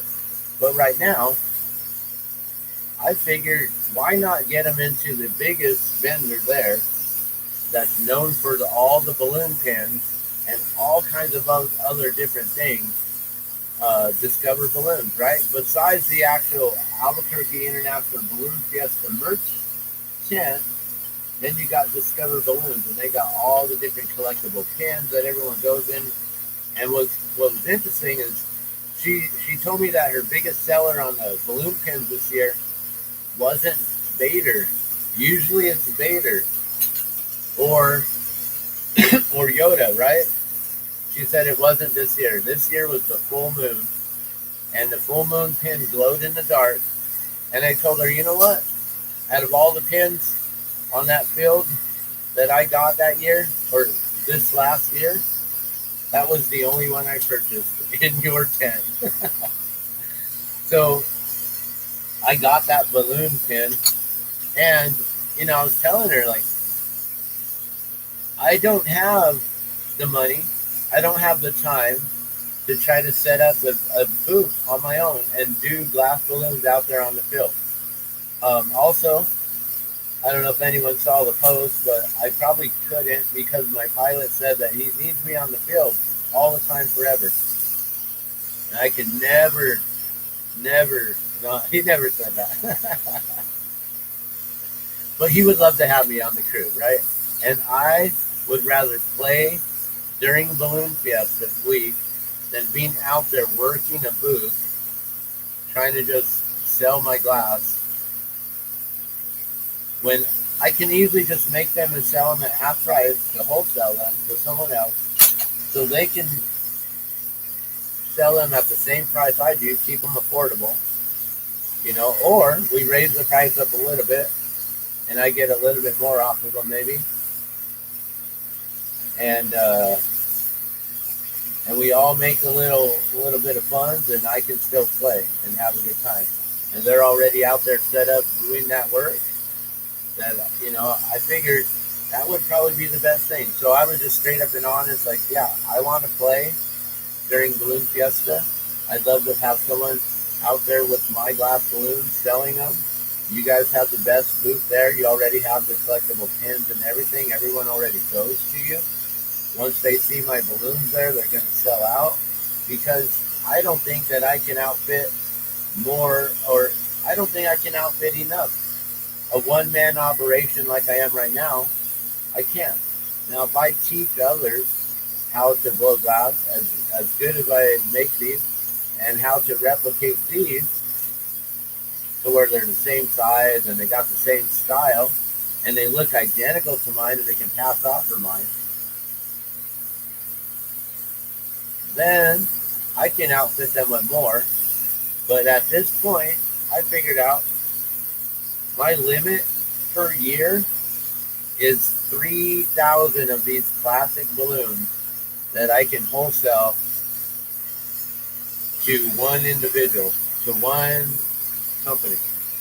So if this works out between me and Discover Balloons, they will have a limited amount of glass balloons on hand at next year's Balloon Fiesta. So, and I would say at this point right now, about 1,000 to 3,000 will be the limit that they will have. And maybe it will do that every year. Like, maybe I can even figure out how to number them. And we can put a little stamped number on each one. And it'll be like, for this year's glass balloons, it'll be like the color coordination of whatever the theme is or whatever. And that'll be that balloon. And, and only 1,000 of those are made. Or, we can do something real amazing like that, right? We can put the date on it, 2024.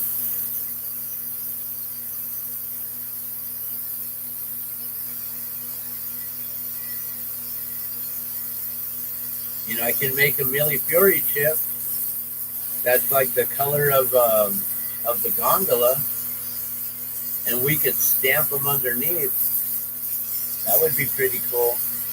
It would take a little bit different approach on doing that and making them, but it could be done.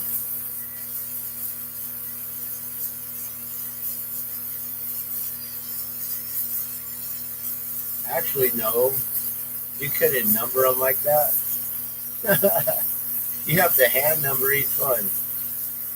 Maybe, if anything, you could engrave them somehow real tiny on the very bottom of the basket. I'd have to flatten the baskets to have a writing surface on them or something. Or we just figure out, okay, this year the basket's going to be this color. The basket, and each year I'll just have a different colored basket. I'll have a green basket, a blue basket, a red basket. But then it won't look authentic. I don't know. All these ideas that go through my head. I'm going to read your comments here in a second. Give me a moment. I'm trying to just get this cut off the rod here. This is called the flame cut, where you hold the flame precisely in one spot for a while, and then you get it molten to that molten state, and then you can finally pull it apart, where you start stretching it like that. And then you just slowly pull it, and the glass will start to thin out, and then it'll just come apart.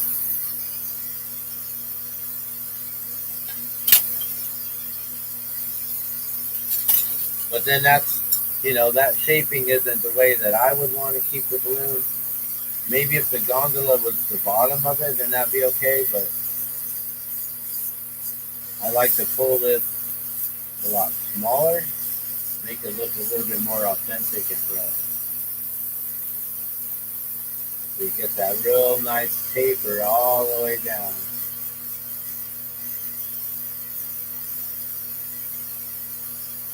Like that. There you go. And then you put the gondola.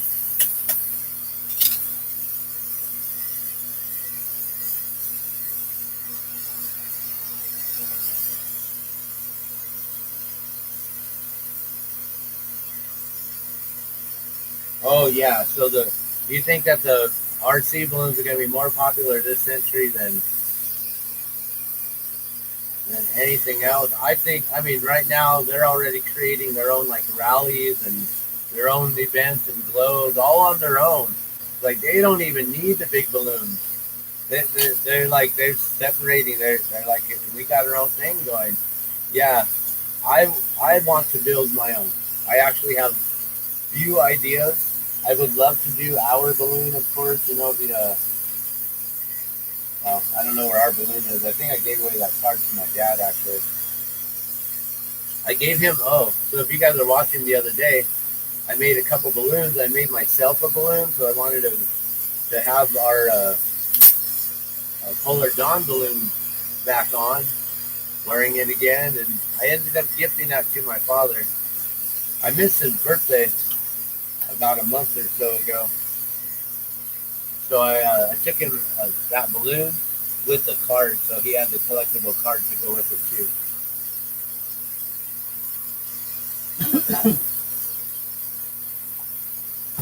All right, do another one of those. So yeah, you used to sell your ballooning art and dog and Patty's Old Town. Oh, Patty is. I think that she still has that, right, Patty? Did you mean Doug or dog?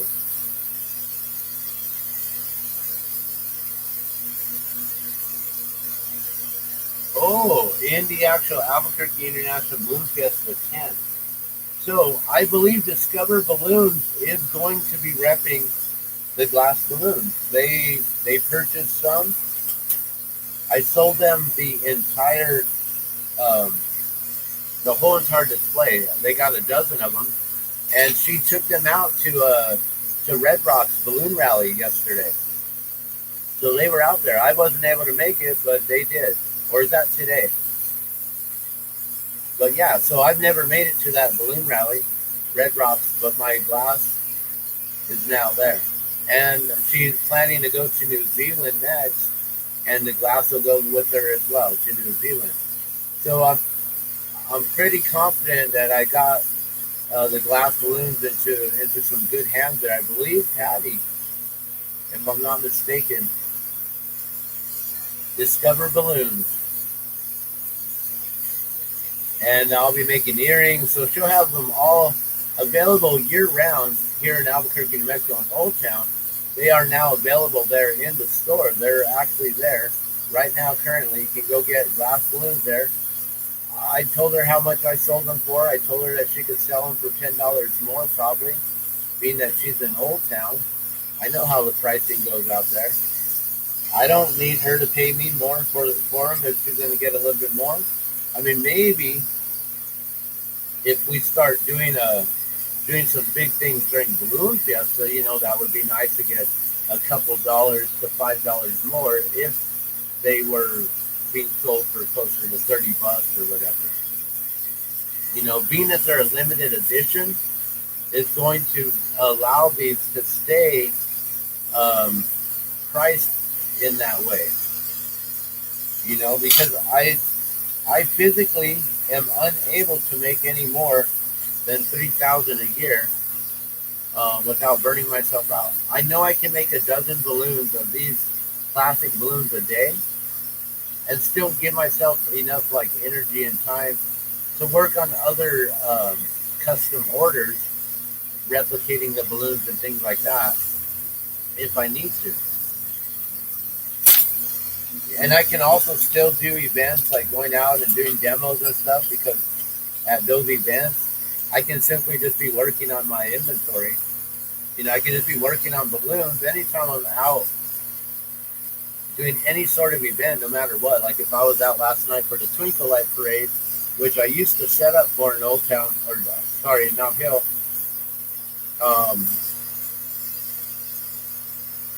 I could just easily make balloons and just sell them as, New Mexico ornaments. We're known for hot air balloons here. They're Christmas ornaments. You can wear them as a necklace. Would you like me to tie one up for you? It's that simple. You can just turn these from a necklace into an ornament, a charm, whatever, some kind of a window hanging, a sun catcher. We can call these sun catchers. It's all in how you market things. I've learned a lot of stuff through Business 101 and different things with product launch formulas and the sideways sell and email selling and all that stuff. How to lead people in with the whole problem solution path and all kinds of stuff. I've learned all these things, but even though I know all this stuff, I'm more of an artist than a businessman. So I would prefer to have someone take care of the business end of it and sell all of it, take care of all that. I just wholesale it to them. I take care of my taxes on that end. They take care of the individual sales on their end there, and we all have a good day. And we all have fun at Balloon Fiesta every year. And then, what I would love to do is during the week, maybe on Kids Day, is what I'm manifesting. I keep talking about it, so that's my manifestation by just verbalizing it into action to make it happen. So 1 year in the future on Kids Day, I will be set up blowing glass somehow through the Albuquerque International Balloon Fiesta. They will pay me for my time to be out there. I won't have to pay for my own booth or anything. They will pay me to be out there to do live demonstrations on the side of the field. I don't know about on the field, but on the side of the field, safely, away from all the propane tanks and things like that. But it's interesting because we're working with propane and oxygen all the time, so it's not like having them near us is going to make anything, but I understand the precautions and things like that. It's all about the regulations at that point, city regulations and federal regulations and everything. So one day I will be out there for Kids Day. I'll be making all kinds of cool balloons live for people to watch me make them. And we'll have a shield, so everyone will be protected. We'll have a way to block it out to where you can look through a screen to where you can see the flame and not be blinding yourself. I'll have these cool, where are they?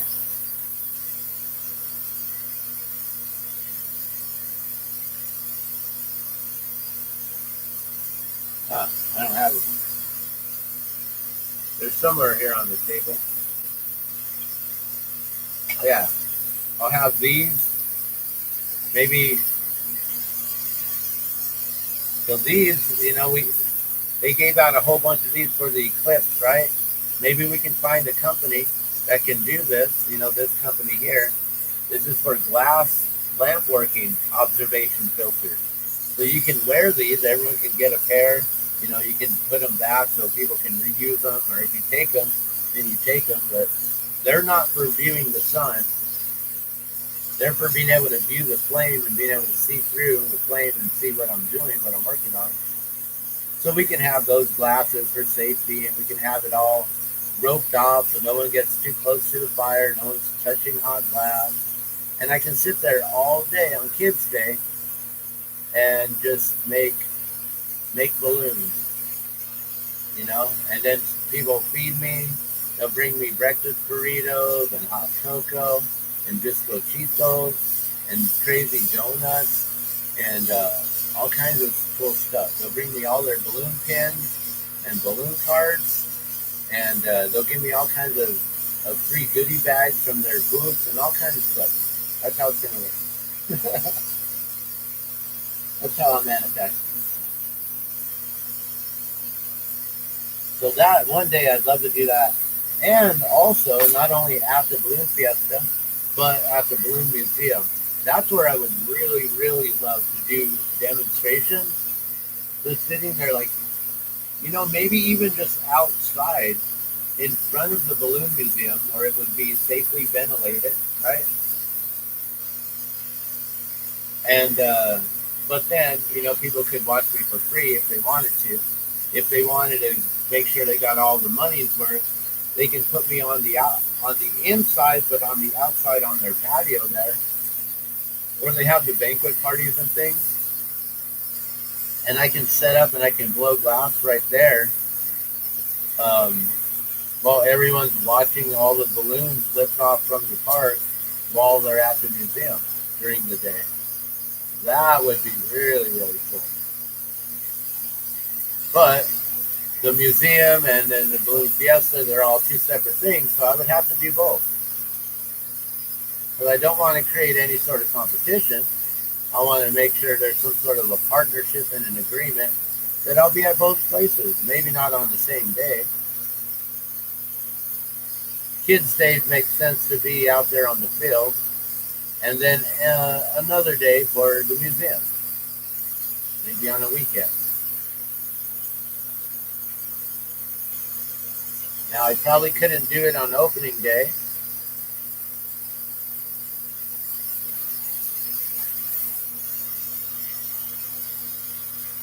and I would have to make sure I get in plenty of days on crewing, so that way I can also get my flight in as well. Because that's the whole thing. I just love to fly, and I love crewing with our crew. Our team is really fun. And even though we don't hang out throughout the year, off season, it's like, all the family coming back together for Thanksgiving or Christmas. And there's always like one or two knuckleheads, right? But the rest of them are all like, you miss them and you love them and you can't wait to see them. And now everyone's going to be wondering who I think the knuckleheads are. I know I'm one of them.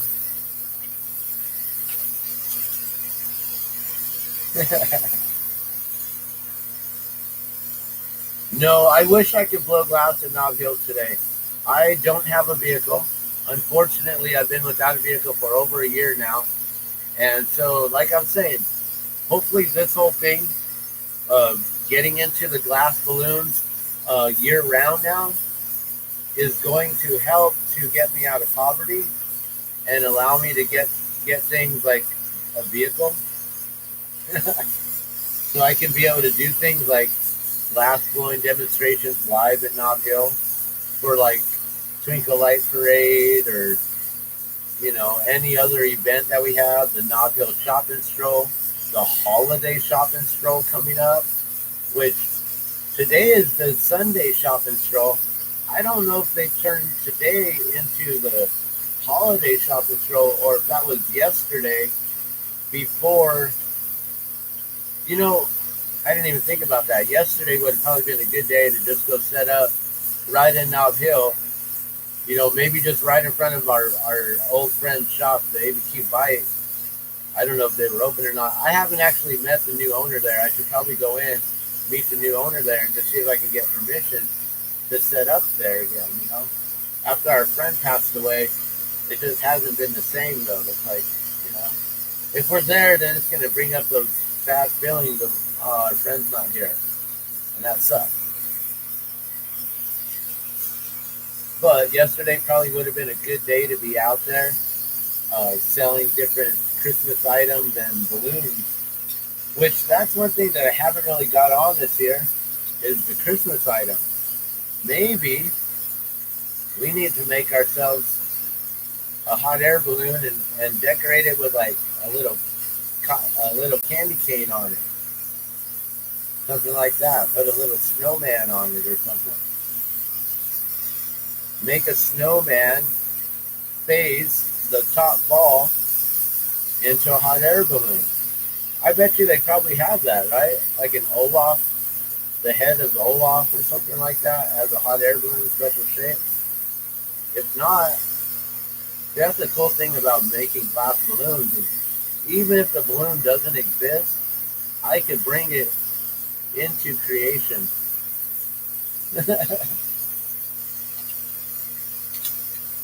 Or attempt to, That's the fun thing of being a creator in this realm of glass and having done it for 28 years now. Gosh, I'm getting old. I may not look it, but I feel it, guys. I'm like my grandpa now. I wake up at 2 a.m., 4 a.m.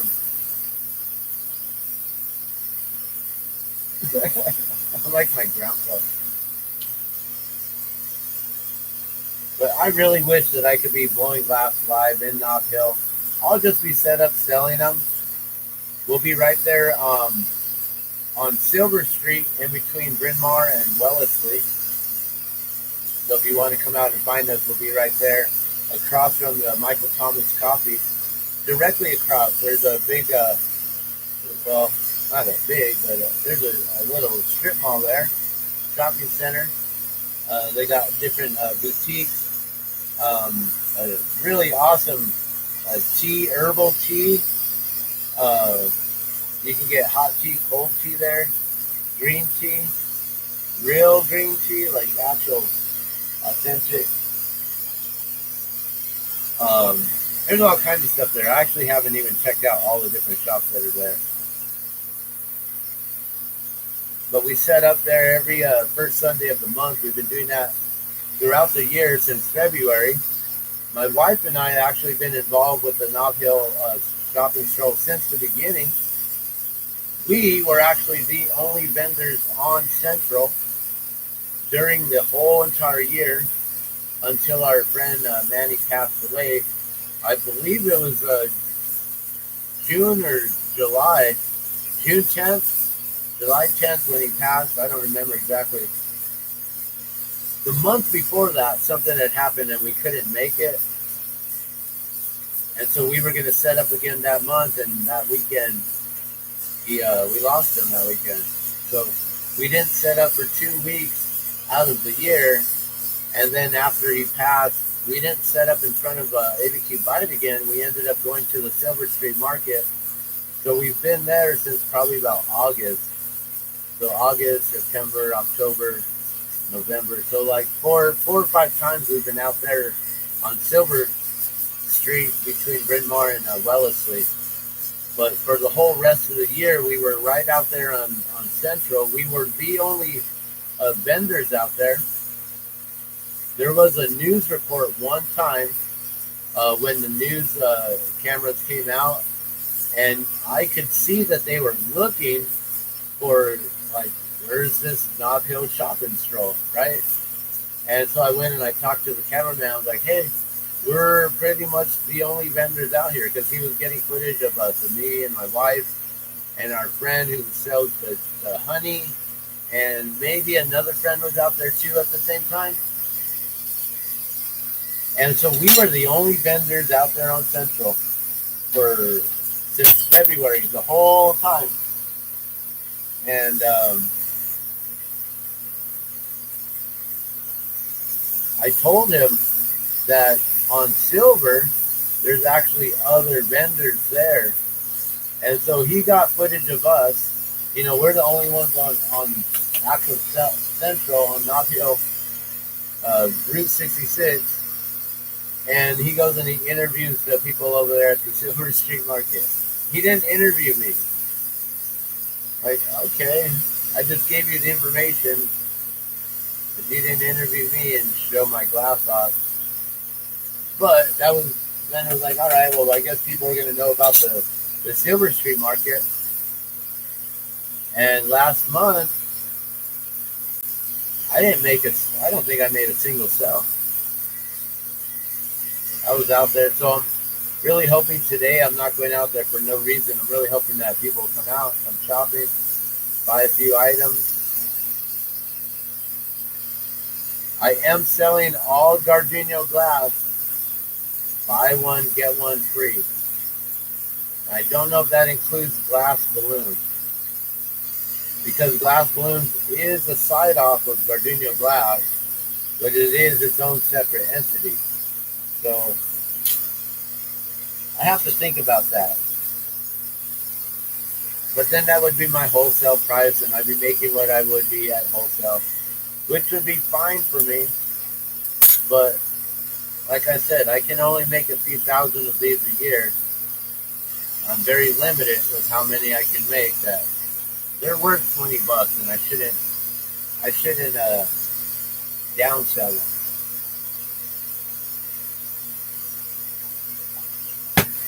But I also want to make sure that if I'm offering Gardeno glass, that buy one get one free, then that should include all Gardeno glass. I'd like to be fair. I see someone else is here, just tuned in watching. Hello, and thank you for tuning in. We've had several people come in this morning commenting. I appreciate that live action there, being able to have an actual conversation with people. I can read, I can talk, and communicate while I'm blowing glass. So if you want to have have a conversation, direct with me, we can definitely talk here. Don't worry about distracting me in any way. Ask as many questions as you'd like. If you're new to glass blowing, you're new to my channel. I've been doing this for 28 years, blowing glass. I've been on YouTube for, gosh, it's probably like 2012 at least, 2010 maybe. I don't really know what year I started doing YouTube. I was on MySpace, I think, when I started doing YouTube, and then got into Facebook. So that was long, long ago. Long time.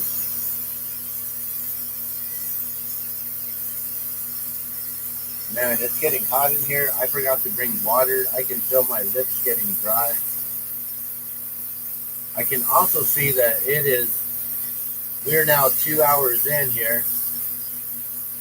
So we started at 5 o'clock, so it's 7:30. How long am I going? Did I say I was only going to about 7:30? What time am I leaving? I think I got to be there by 10. I could probably leave here about 9-ish, maybe 8:30.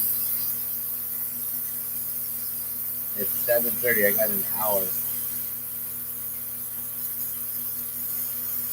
And we have 3 hot air balloons left. Or 6, I mean. After this one, it'll be 6. Alright, we're doing blue and whites right now. The first ones were red and white and blue and white. I was going to maybe do like green and white or orange and white. I also don't have any orange mushrooms, which I'll have to turn my kiln off, but I could probably still work on the torch and do some of the basic $5 mushroom pendants. And I have barely any spirals, so I can make some spirals too.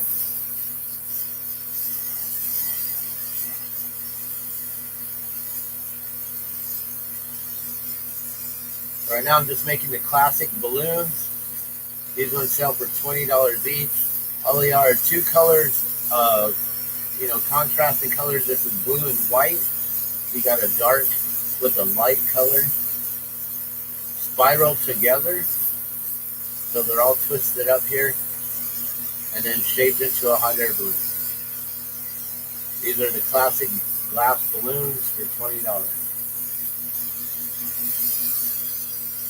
And like I said, I can get you a dozen of these at $120. If you'd like to resell these, you're welcome to do so as well. They can retail for 20 to 30 bucks easily. So if you want to make some money with me,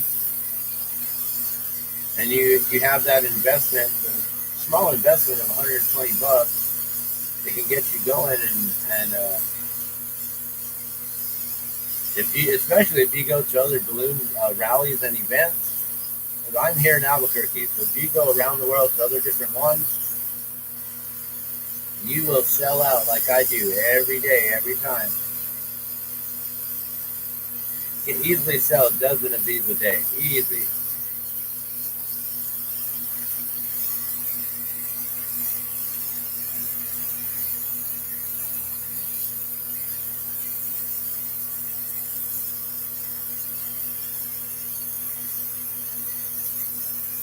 Alright, so this will be the last of the blue and the white. Maybe I'll try to make 3 more of another color here.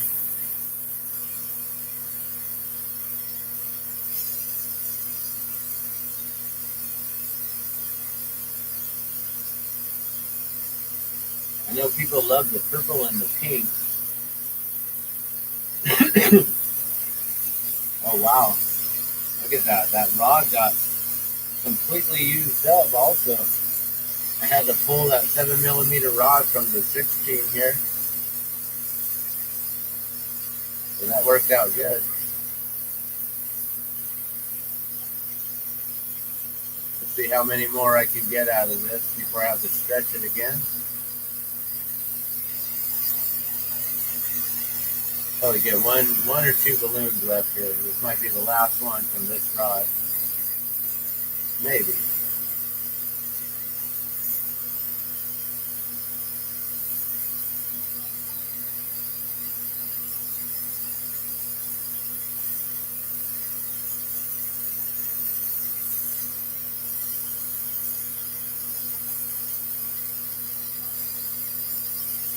For those of you who are tuning in just now, I would suggest going back all the way to the beginning of the video if you want to actually see me do live glass blowing, where I'm actually blowing into the tubing and making the very first Christmas ornament that I made in many years.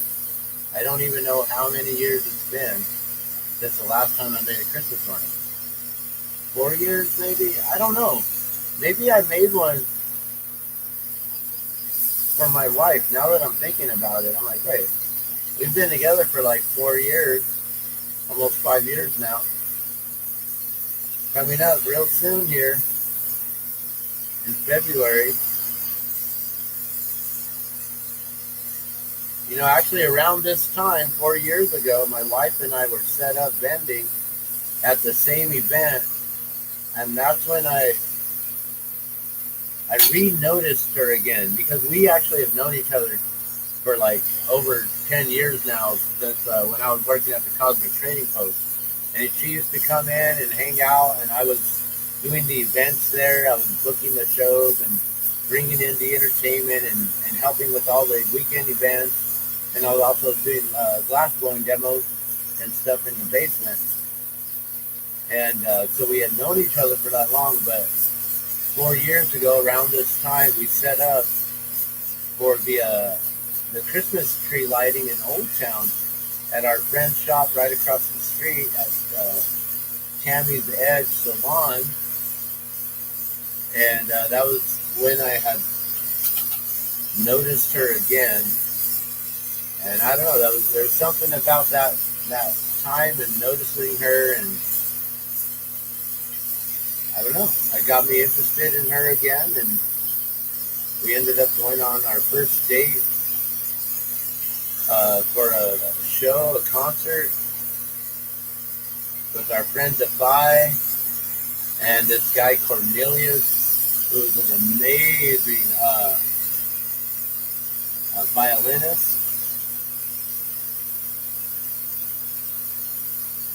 And we had tacos together that night. She went out and bought me street tacos. And we ended up having tacos together for the first time ever, hanging out. And that's what sealed the deal for me. That was all it took. I'm kidding. No, but seriously, then, you know, I think it was like the following weekend or something like that, she ended up needing help with moving. She was moving out. I guess it was around the first of the month, February, and she needed help moving, and all her friends flaked out on her for some reason. I don't know. Don't know what happened. And so I ended up I didn't have anything going on that day. I mean, I could have been blowing glass, of course. But I was like, let me go help her out. You know, she's a nice girl. I like her. I go help her out. And I ended up helping her move into this place. And somehow I ended up just hanging out with her for that week, the weekend. And we ended up basically never being separated from that point. And I ended up deciding to be with her and help raise the family together.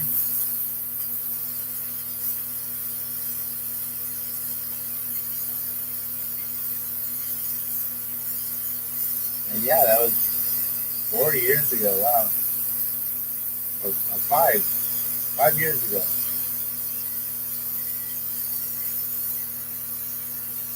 It's amazing how time flies.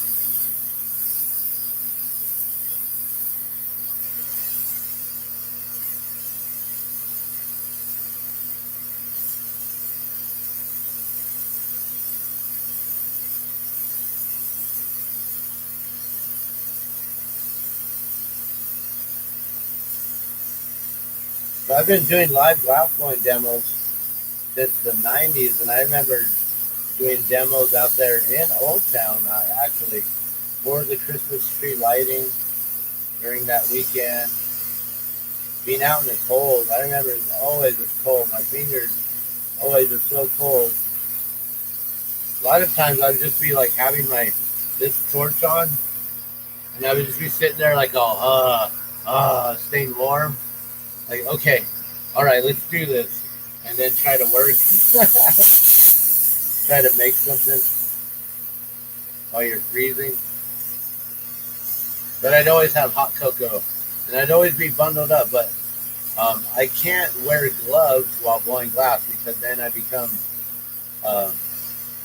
It gets really awkward, and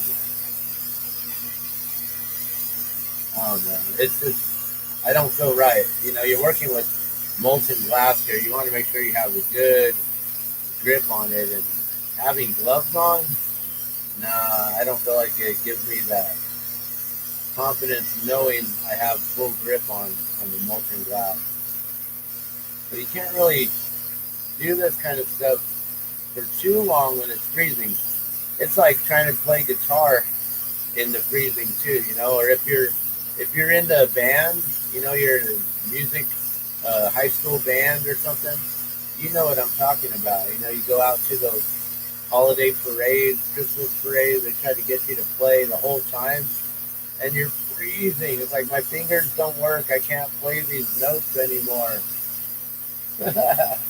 Like if you play a wind instrument, the trumpet, the saxophone, the trombone, whatever, clarinet, like my wife plays. You know, my wife plays the clarinet. We're gonna have to get her on here one time, huh? And put her on the spot. She'll get all shy. She's like, no. She will. And that's all right. Not everyone has to be on stage and try to be rock stars. Our boy's gonna be though. You should see him, man. I got my guitar fixed finally. I don't know if you guys know about this. I posted it up on my Facebook page. Did a little warm up session the other day. We'll be going live on Monday for sure for Music Mondays. So bringing Music Mondays back, you guys. Make sure you subscribe, hit that notification bell to get all notifications on when I go live. And I'm not sure what time. Probably, I'd say afternoon. After the family's awake. I don't want to be waking them up in the morning, right? So probably afternoonish. Maybe about 1 o'clock. Maybe noon. Maybe we'll do the noon hour. Of lunch and music on Mondays. So you guys can eat your lunch and enjoy it for the lunch hour, Music Mondays. That'd be kind of cool. I don't know what lunch hour it would be though. Who's the most popular viewers and subscribers here? Is it my locals here in the Mountain Standard Time? Is it my East Coast family? Is it my West Coast family? Is it Central Time? Who is it? Who's gonna get that Music Monday happy hour? Or lunch hour, I mean. Not happy hour. I guess we could call it happy hour. Your lunch happy hour? Music Mondays. We just keep on extending the name of it, so then it just sounds so ridiculous that no one will want to watch it.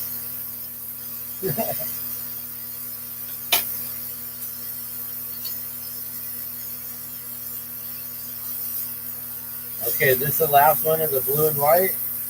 This number 6 finally? Or did I make 7? Like, was that last one the third one? I lost track.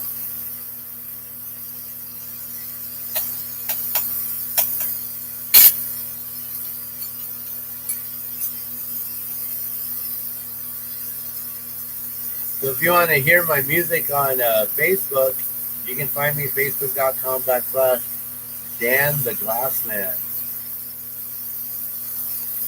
But I don't know how many Dan the Glassman that's going to bring you to.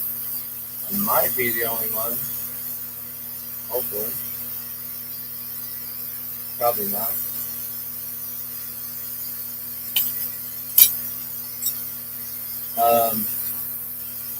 My profile page is a bunch of hot air balloons flying in the sky. In the night sky, all glowing bright.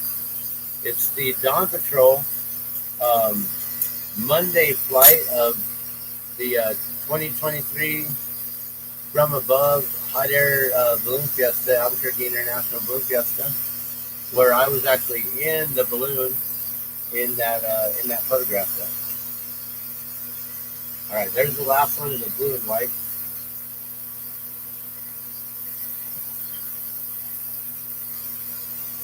Okay, that's it. Woo. Let's see if I can stretch out this glass here. I don't know if it's going to stretch or just crack off. It's going to be kind of interesting.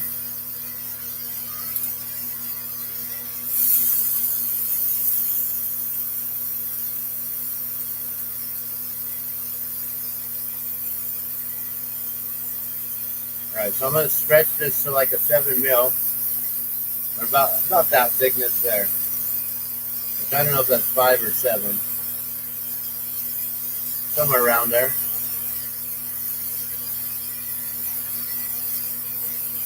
I don't know if this chunk is going to break off because it's got a big old crack in it. I'm hoping that I can just get it back to molten and just bring it all back and make it actually work really good.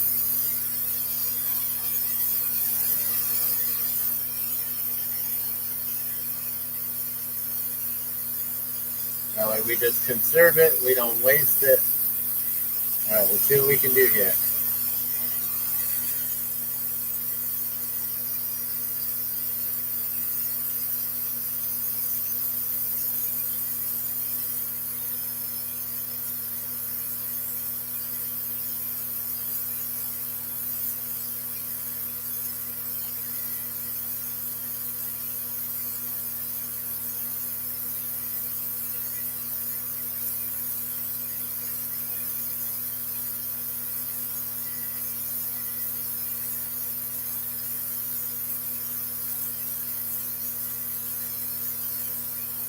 Get through the crack. It's not breaking. I think I might be saving it.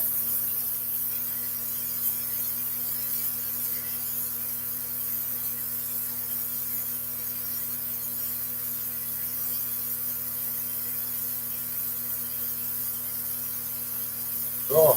It didn't break off, so we're going through the crack now, guys. So the trick is keeping that flame right at that same thickness of the rod so you can continue pulling it from the rod and just stretching it gradually all about that same thickness. If you do it at that same speed, same consistency, it's going to get pretty close. You might have to go in and just like hit a couple thick spots with the flame here and there, thin them out or whatever. Or we just use them as is. Not that big of a deal. Now the reason why it cracked is because I was using a bigger flame earlier, so it had a lot more of that hot, and then I put it on the cold glass down on the table and it shocked it.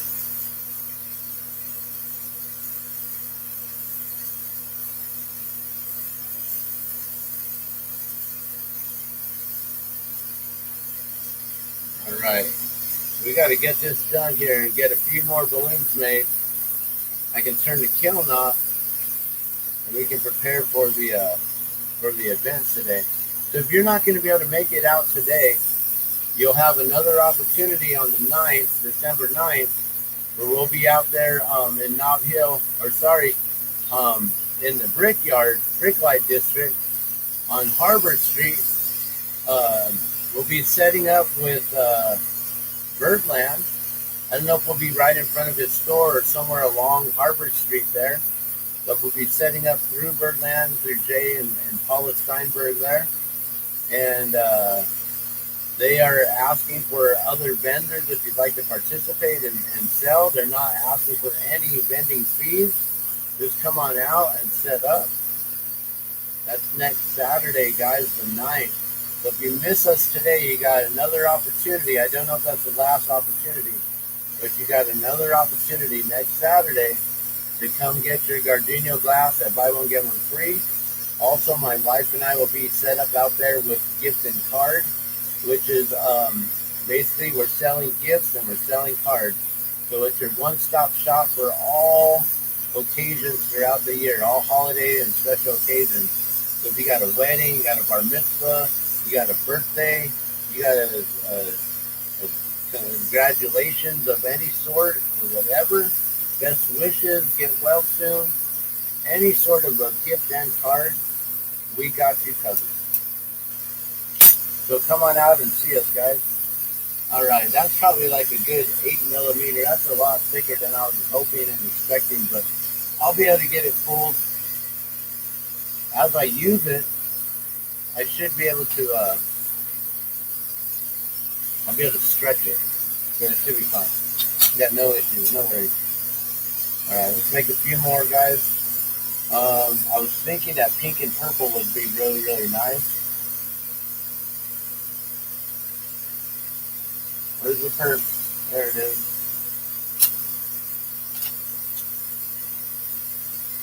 All right. We'll go with the pink and purple, guys.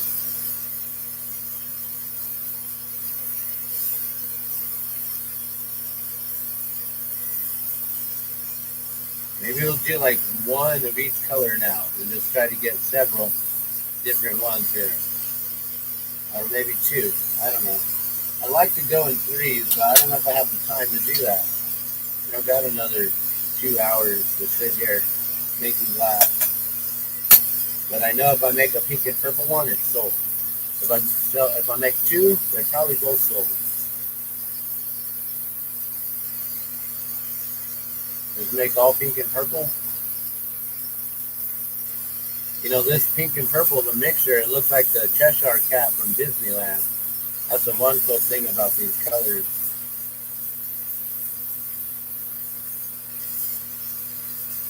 I think that's what it reminds me of.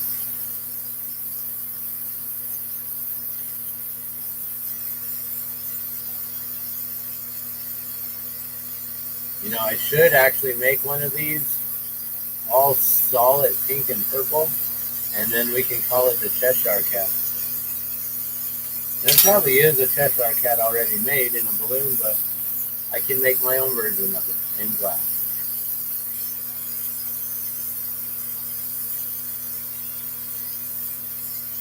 I had to make sure I had the purple.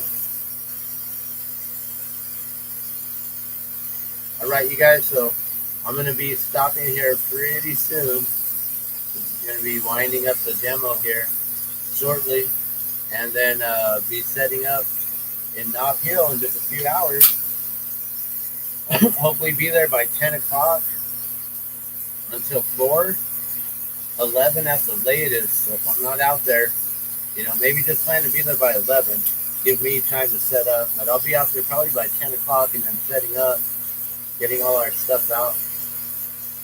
So if you'd like to come out and get your shopping done today, holiday shopping, today would be an excellent day to do so. It looks like beautiful blue skies. I know it's a little bit chilly out there, but doesn't look like there's any sort of a breeze or wind. So I believe that we've gone through all the winds that they were talking about. Meteorologists was forecasting winds throughout the rest of the weekend, but I think that was probably just for yesterday. It looks really calm today. And tomorrow, they said we're supposed to have even better, more milder weather patterns and conditions tomorrow. So I think today is going to be a beautiful day, an excellent day for coming out and shopping. You guys make sure to come out, come see us. I really wish I could be doing live demonstrations out there, but you know, the best I could do is be to just share this video with you while I'm out there and just have it playing live. I used to bring my laptop So then we could do that, but that's one extra thing I have to carry and worry about not breaking.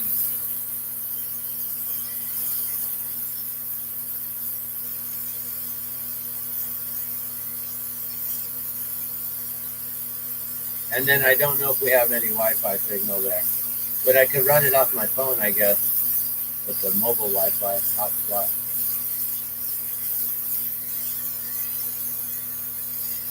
You know, that pink color is so interesting how it glows like it's really like so weird.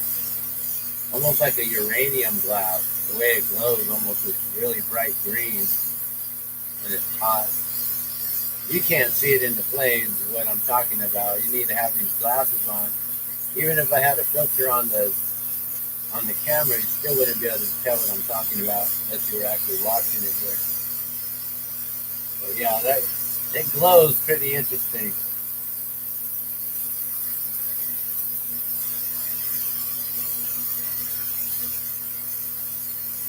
Alright, so now like I was saying, when I add these lines here, we're going to stretch it out. So hopefully I can get all 8 lines going down the sides here.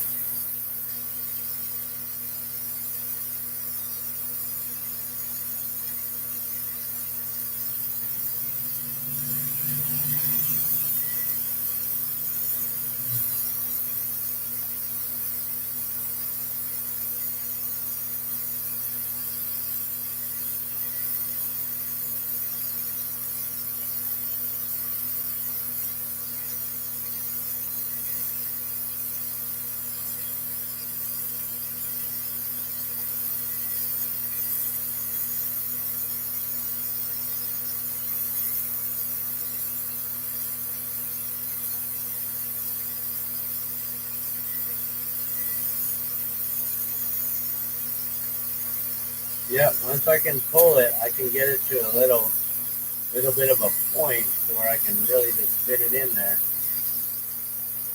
So yeah, that's all I need. That's probably an 8 millimeter rod there, so I can use an 8 mil, 7 mil, 5 mil.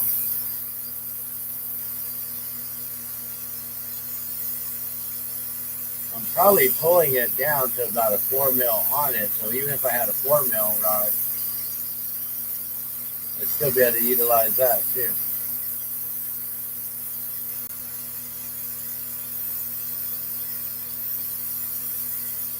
So we just put 4 lines going around and then 12 more in between those. And encase it. Now I got a purple and pink one there. Just like my purple ribbon right there, best of show. You know, the one thing is I always talk about that I want best of show here, right? For the 13 original hot air balloons from 1972, all made in glass. But I always forget to mention that I won first place also. I won first place and I won best of show. And I realized this because the last time I was vending last week with a friend of mine, the one who actually invited me to enter into the state fair art competition. She was asking, like, didn't you win like second place or something? I'm like, no, I won best of show, but I also won first place too. And I guess maybe when I said I won best of show, maybe she didn't realize like that was like the top award that you can win. Maybe she thought like, oh, like it was a runners up award or something like that. But no, I won first place and I got best of show.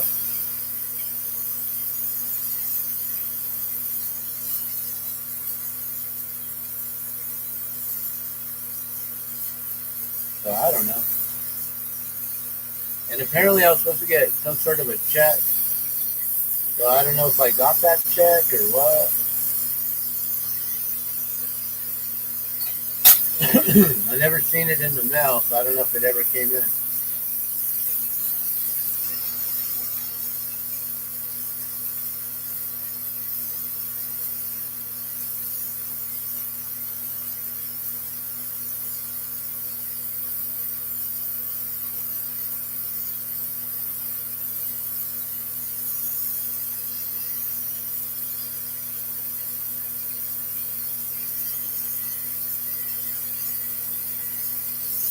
So the trick is always making sure to make a really nice strong loop, because the loop is the one important part on any sort of a hanging, uh, any sort of hanging piece, a charm, a necklace, a pendant. You want to make sure that your loop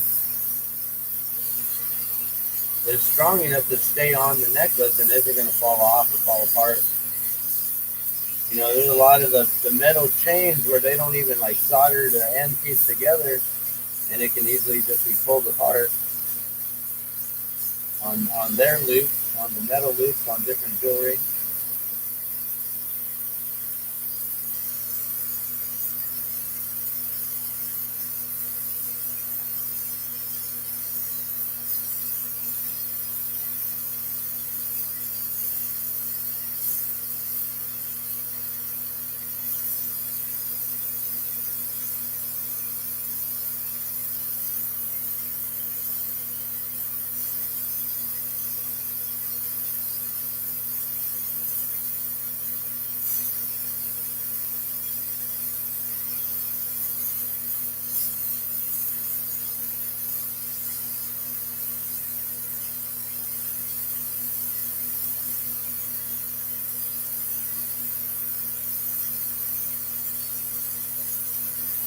Alright, I'm having some issues with this loop here.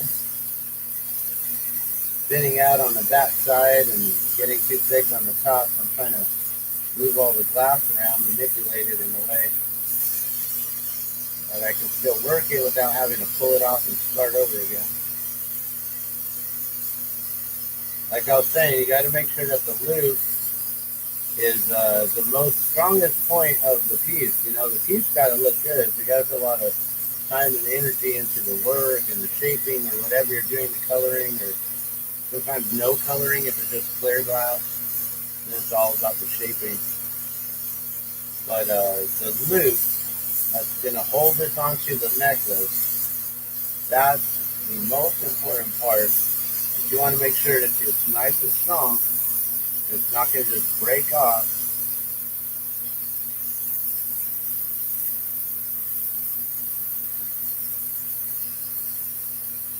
So I always spend extra time on these loops here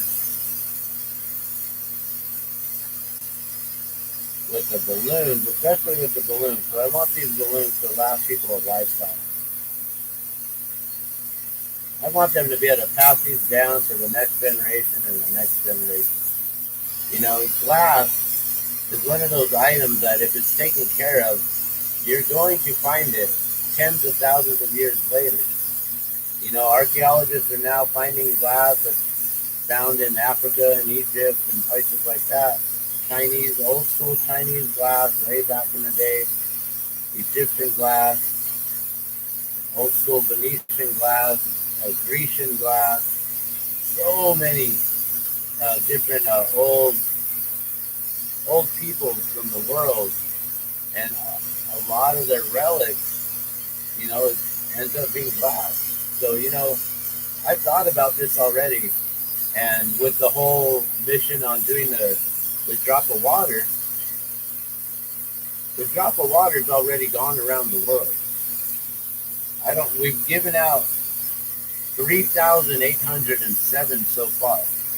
Water is life, every drop counts. We've given away so many of the water drops that I realize that there's people around the whole world that wear these, that love them, they keep them on them until, some are even buried with them. And I realize that archaeologists in the future are going to be digging up their graves eventually. And they're going to be finding all these water drops around the world that all look identical. These little tiny water drop necklaces that everyone was wearing. And they're going to realize that there was some sort of a movement. And everyone had this love for water. And we were all connected through water because of the drop of water. And it's going to be an archaeological find of the drop of water. Eventually, like tens of thousands of years from now, my glass is still going to be found on this planet. And that's cool to think about. It's so cool to think about that. To know that I'll be part of our future's history. Future history. Future's history. That's a cool way to say things. Our future's history.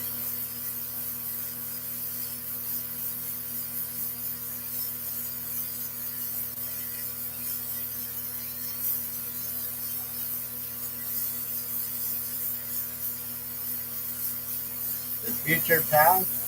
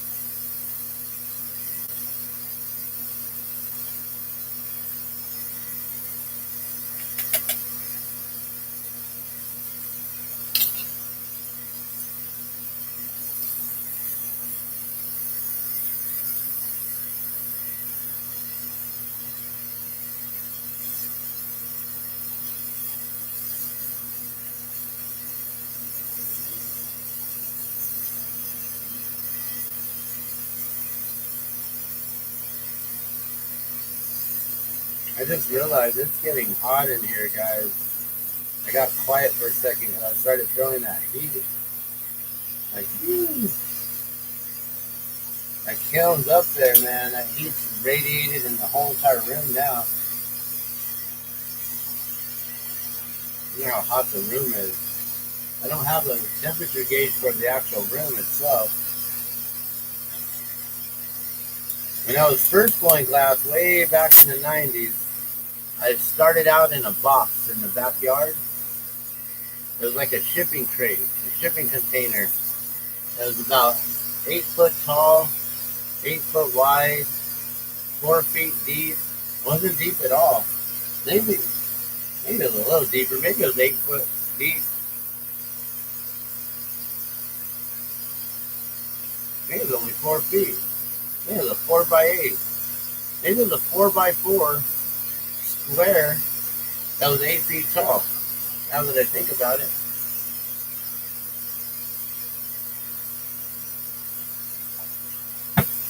And that's where I first started blowing glass. And I remember in that little box, man, it would get up to 120 degrees. I had a temperature gauge that was like right here. But that's pretty close to the flame. But then it was right there where the fan was too, so I knew that heat should have been getting pulled out too. And I remember it get like 120 degrees in there, man. It's super hot.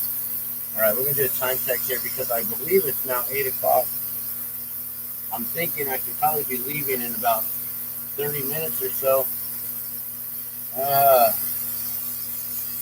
want to make one more. One more.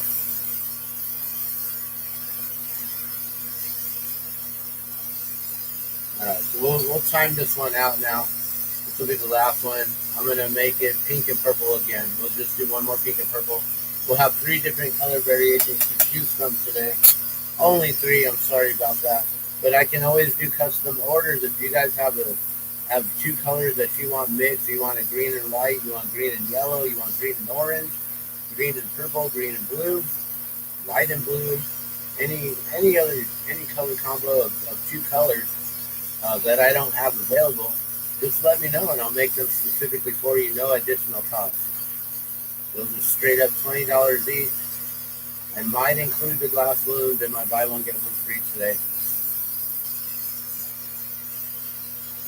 I might. We'll see how the sales go today. If I'm actually making sales, then we'll make that happen.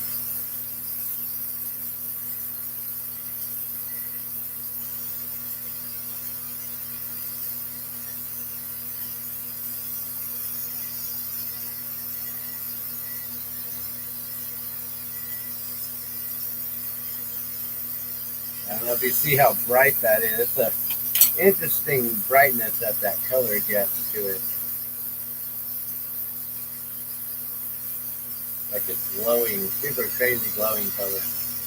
Almost like uranium glass. Which I wonder, do they use uranium in pink?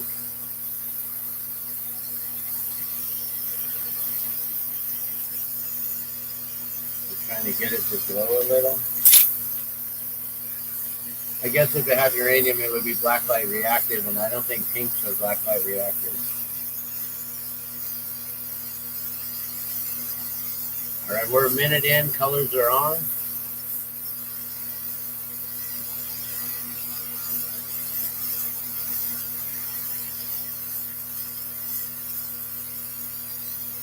Actually, 2 minutes in.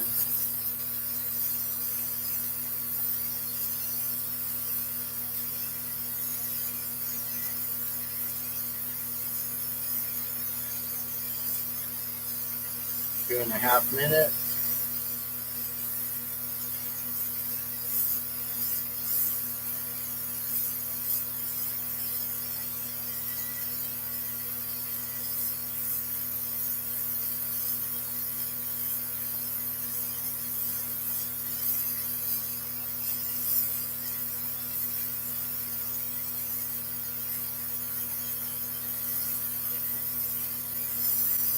We've got 3 minutes there. Got the spiral.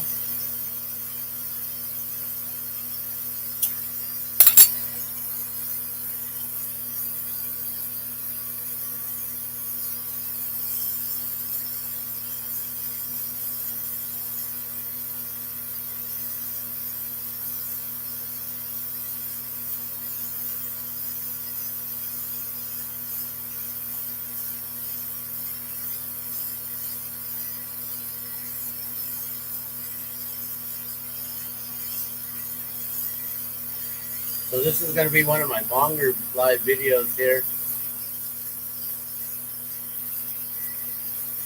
We have some good conversation talking about different things.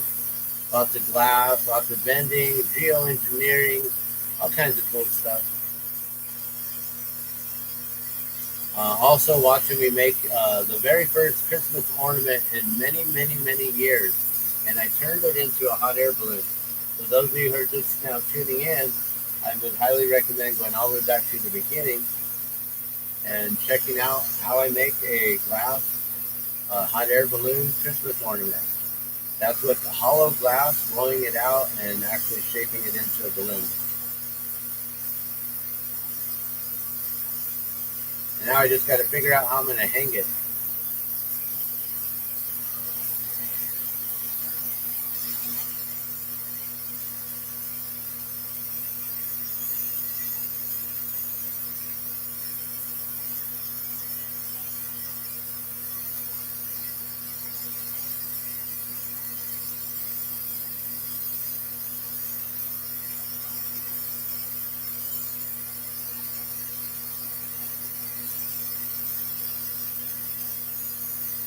Okay, so now we're adding the gourds onto the side of the balloon here to create that ripple effect on the fabric of the balloon.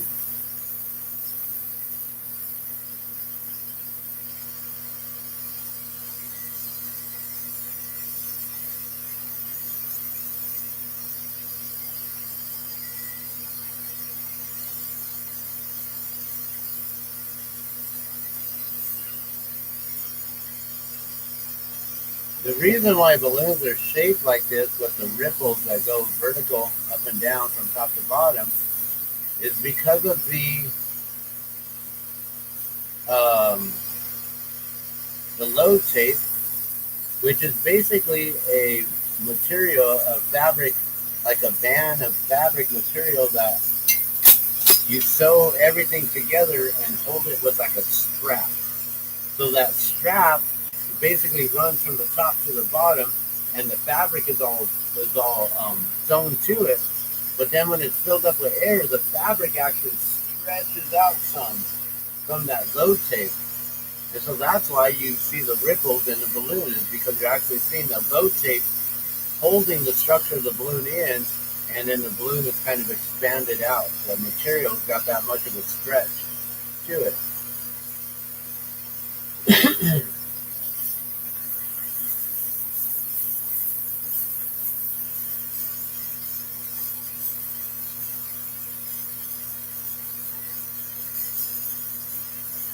All right, so now we are at what, 6.5 minutes in.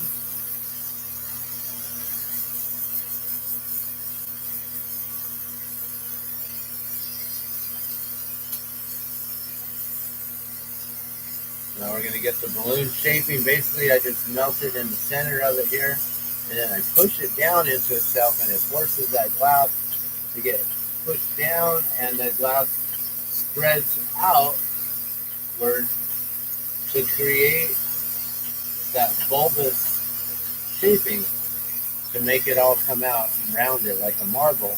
But then it's got all those ripples still, like a hot air balloon.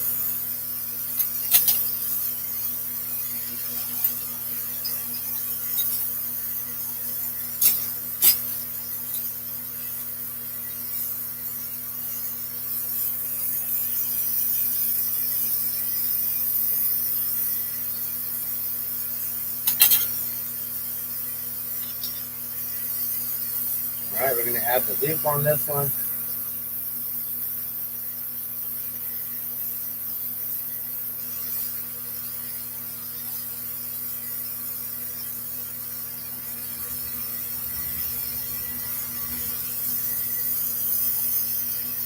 And I probably need to start loading up and getting ready to go here. Got to catch a bus. It's the crazy thing is I'm bending, but I actually catch a bus to get to where I'm going. So I've had to learn to downsize our whole entire setup and our displays in a way that it fits. It all compacts down, all folds down, and fits directly into basically like a luggage bag, a rolling bag, and my backpack, and a table that I have a strap to carry over my shoulder. So I got like a little 6-foot, 4-foot table, and then we got all of our displays that all fold up like a transformer thing. It's like I got a big old clown bag, and I start pulling everything out. It's like all our displays come out, and our inventory comes out of there as well. It's pretty interesting to watch me set up and pull everything out of the bags like that, like my bag of tricks. Taken years to figure out that though, and what I actually need and what I don't. And actually today I'm going to downsize and get rid of something that I've had in my bag forever. It's a nice earring necklace display, but I don't even use it anymore. And I think it's just going to get damaged where it's at. So I'm going to take it out. I may end up just displaying it somewhere back here behind us somewhere, to where then if I ever need to just show you guys some jewelry for sale or something like that, then I can do that too.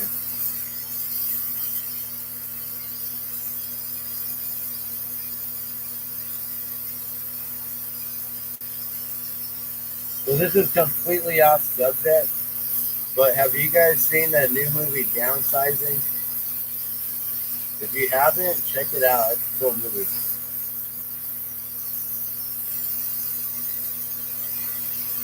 Got Matt Damon, again, a futuristic kind of a visionary movie on what the future might bring us. Interesting things. He was the Martian.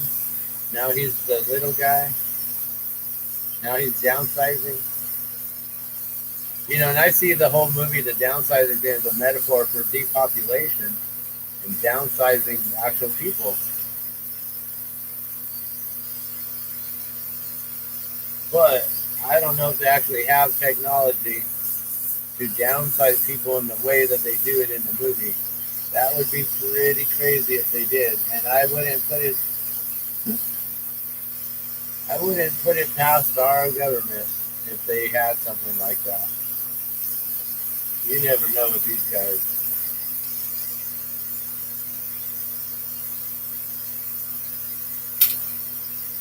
Okay, is this the last one, or am I going to try to sneak one more in?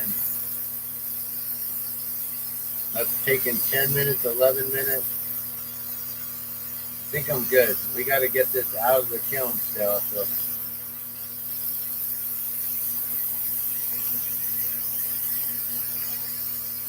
Yeah.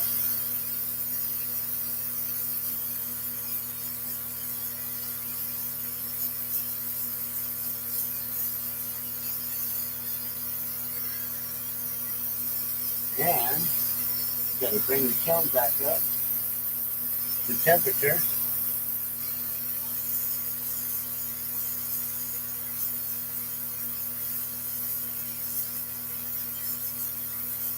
It got so hot, so I brought the temperature of the kiln down. Now I got to bring it back up so we can fire all this at about 1080. It should be at about 1050, but I like to fire my glass at 1080, so it gets that extra little bit of a soak in the flame. Well, in the flame, in the heat of the kiln, I guess.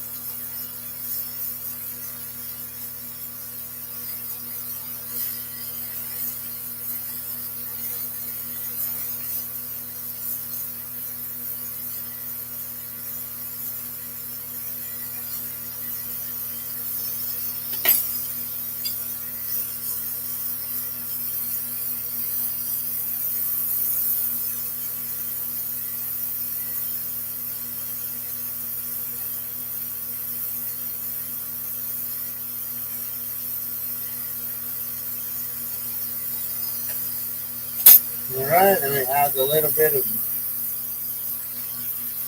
caramel for the basket.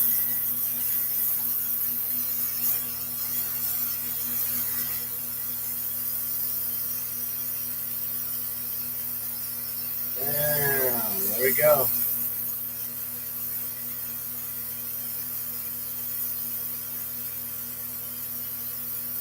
You just put the basket right there on there.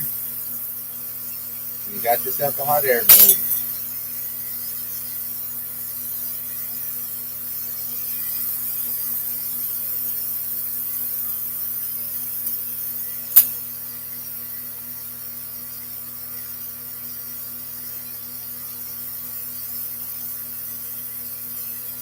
You got to always clean up that punchy mark.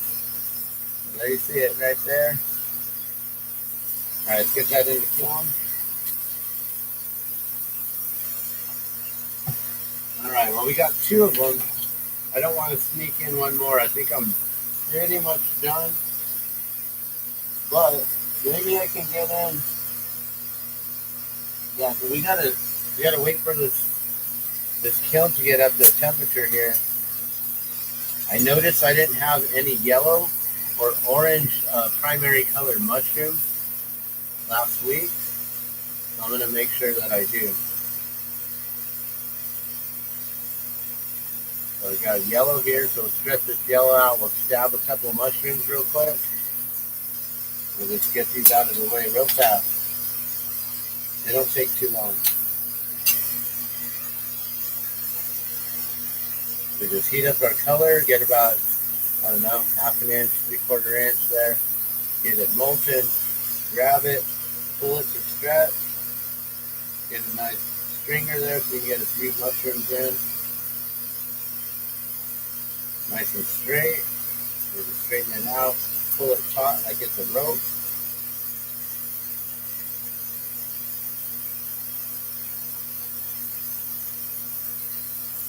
Stretch out the end.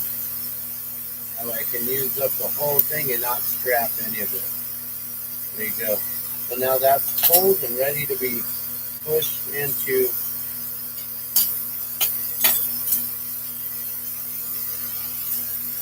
So that's yellow. I'm going to do orange real quick too.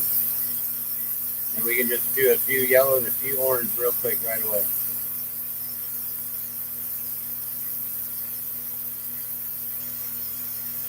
I'm just going to get this nice and molten, heat it up again. Same way as the yellow one there. We get this orange molten.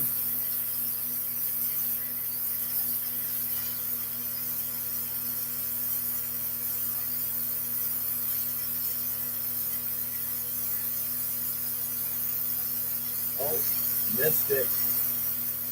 You only got a few seconds. If you don't do it right away, then it solidifies quickly and you lose that.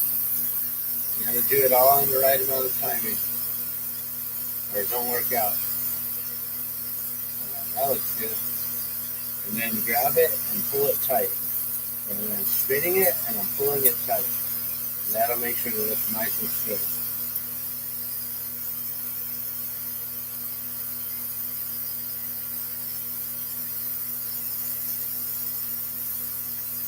The end is always a little bit thicker than the rest, but that's where you're like grabbing it from.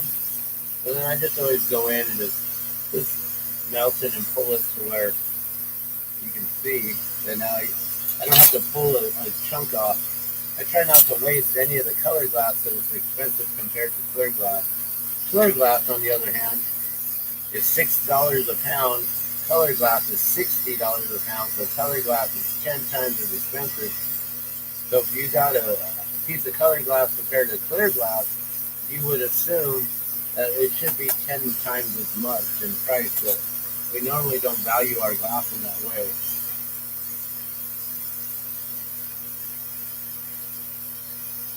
All right, now to make mushrooms, real simple. You just heat up the tip, right? Get the end molten and hot. And then you stab into it.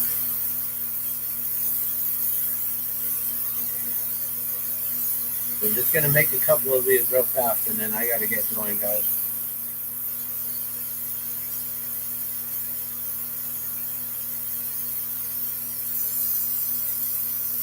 All right.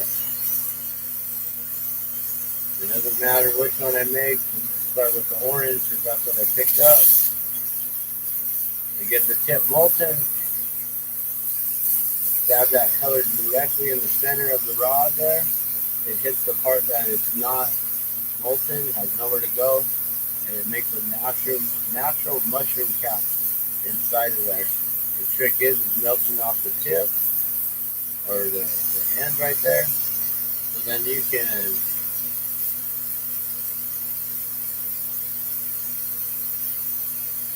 melt out the air bubble that's in there. So the mushroom's already in there, already pushed. You melt out that air. Put a loop on top and call it a day. So the whole melting process is what takes the longest.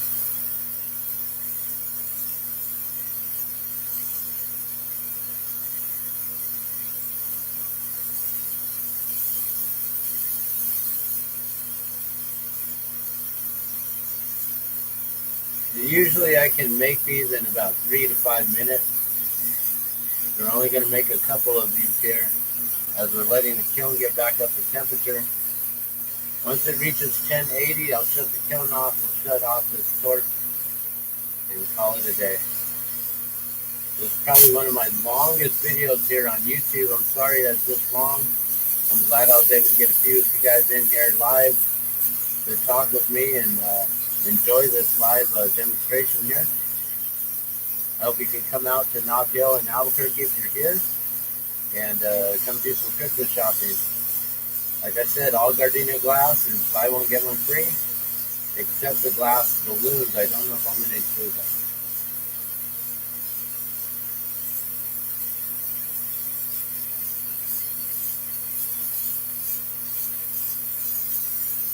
And buy one get one free is a very generous offer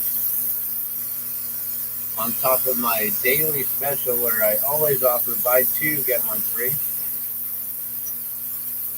So now you just buy one get one free.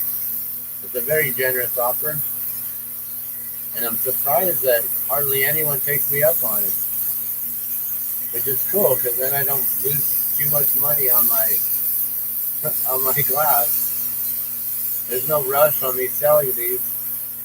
I can sell them in January and still be happy. So the deal's for you guys, not for me. Not so I can push more sales. It's so you guys can save more money. You can get yourself 2 items for the price of one. You can get 2 kids for the same price, right?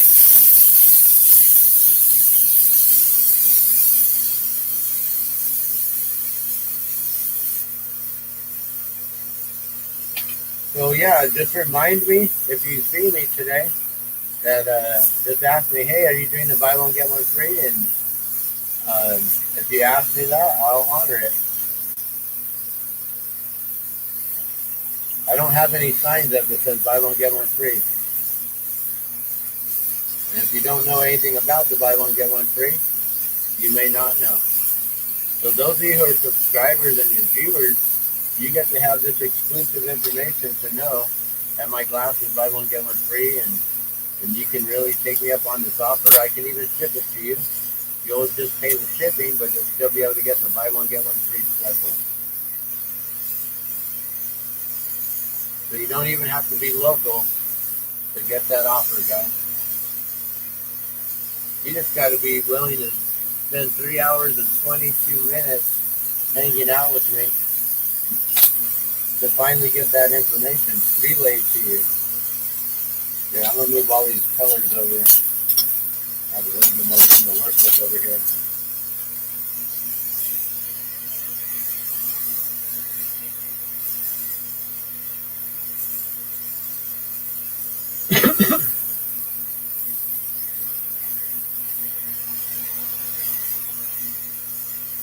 Check the kiln here.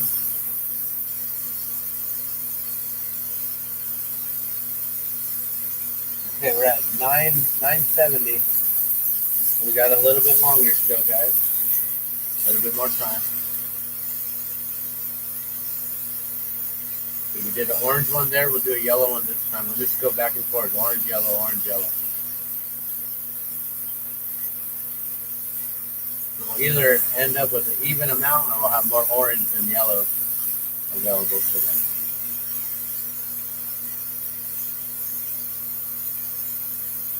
But I believe I have 5 of every other color. We got the blue, we got red, we got white.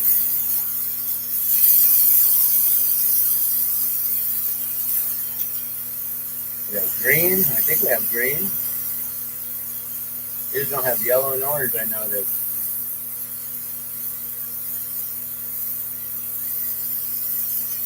Dab it in. It hits that wall, has nowhere else to go to. And that colored glass just forms into a mushroom. It's so cool to watch it live. If you have the safety goggles on, you can see it actually happen and form right in front of your eyes. Really cool.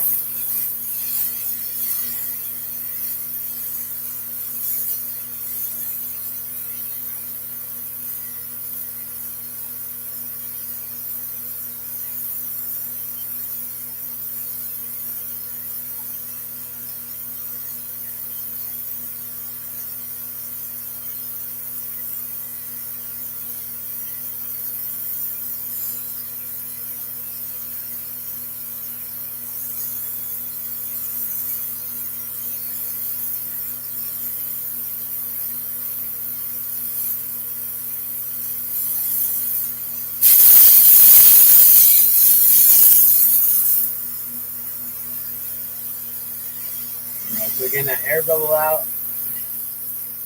This one's almost ready too. See, they go pretty quickly once I can get it flowing. That's why I can make mushrooms and sell them all day for $5 and not really worry about it. A lot of people are like, wow, it's only $5. I'm like, yeah. And you buy 2, you get 1 free. You get 3 for 10. That's an amazing deal, guys. 3 for 10, basically like $3.33 each. But today, it's buy one, get one free. So you're actually getting these for $2.50, guys. You can't beat that.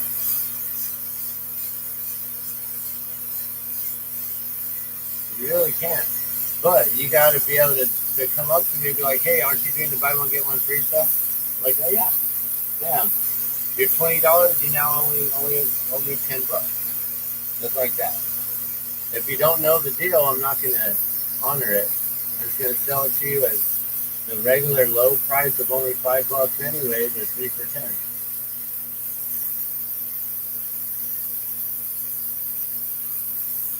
These offers are exclusive for my supporters, for my fans, and my friends, my family. For those of you who actually love what I do and all my glass, you love to watch me make this stuff, you really support me. This sale is for you guys. You don't have to share it with everyone. You don't have to tell everyone. Just make sure that you get in on it. That's all.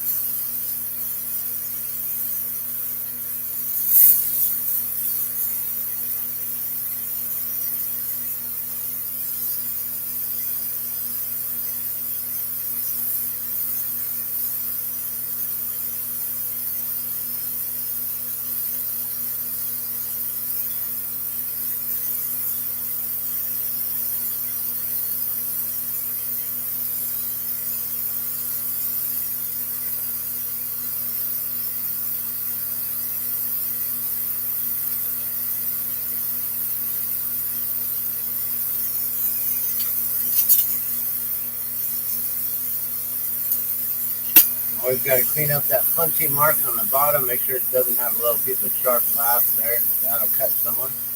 Got to make sure the glass is nice and safe, nice and rounded. Doesn't look like it has any sort of bad, any imperfections or anything like that. All right, we got an orange one, we got a yellow one. Check the film again. All right, we're at 1,000 degrees, so we're getting close, guys. Got to bring it up to 1080.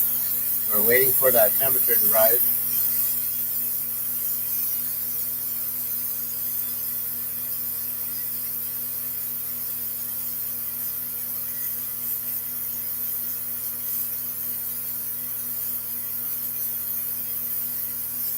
All right, we'll do another orange one.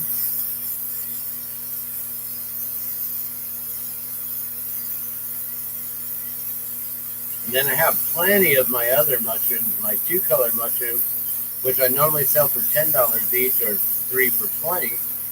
And those ones are also buy one get one free today. So let me know if you know about the special. You mentioned this deal, I will honor it today and give you buy one get one free on all my gardenia glass. You just got to mention the sell, mention the deal, mention the offer, and I'll hook you up.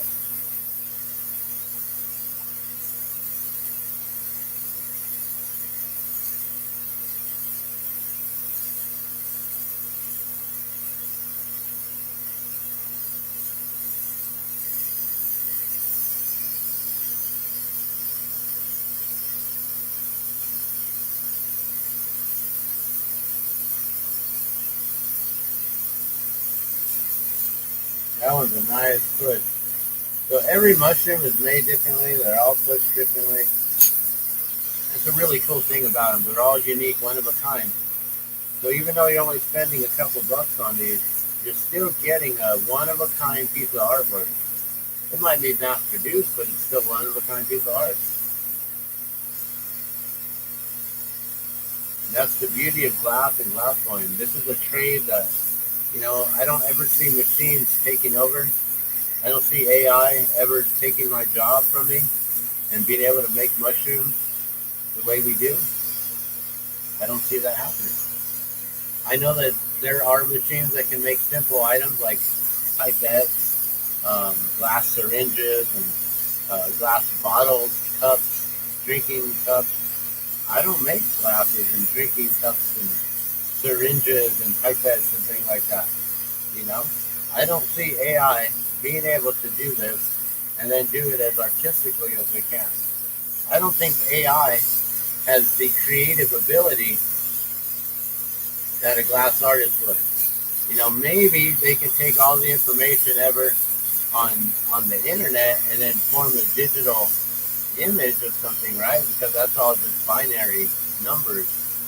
But there ain't no machine that's going to be able to spin this and be able to see, like, oh, that's now going this way. Oh, that's now spinning this way.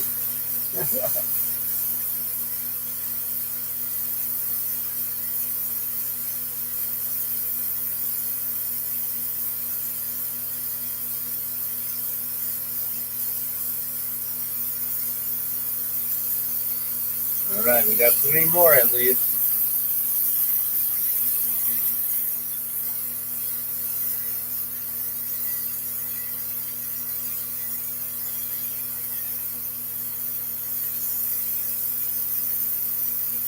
And you know, there's probably only going to be like one individual from this whole video that might show up today.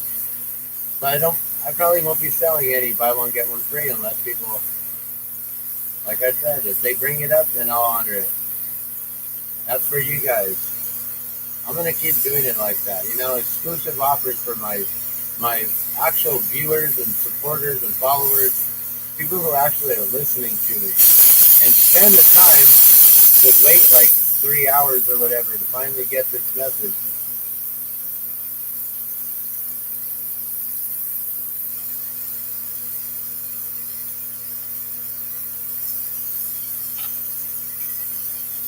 Alright, I'm getting tired here. We got to get this stuff packed up and ready. So even though the kill's still going, I can always walk away from the kiln and then come back and shut it off. I don't need to be right here. There's 3 more. Maybe I'll make 1 or 2 more here.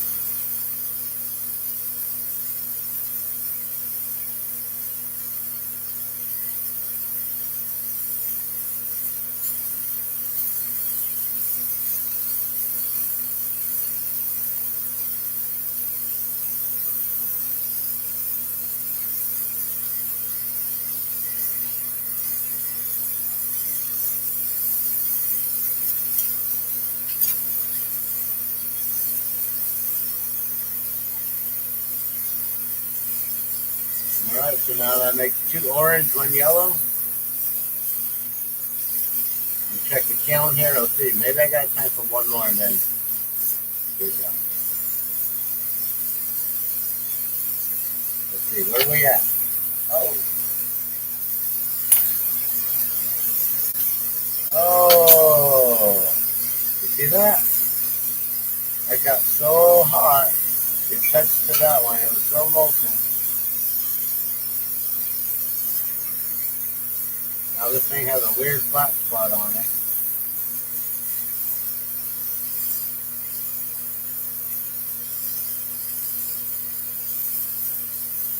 What the heck, man?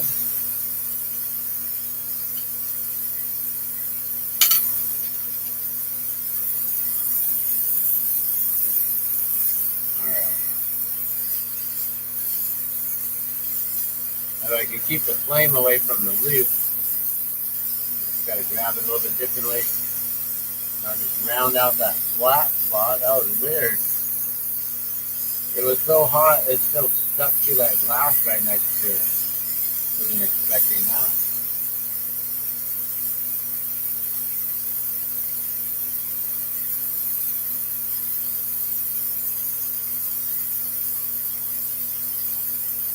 Okay.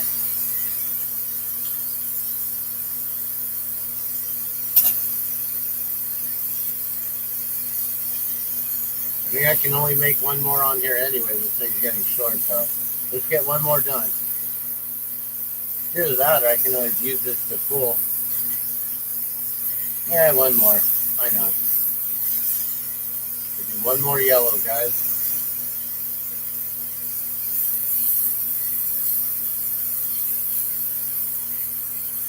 Almost 9 o'clock.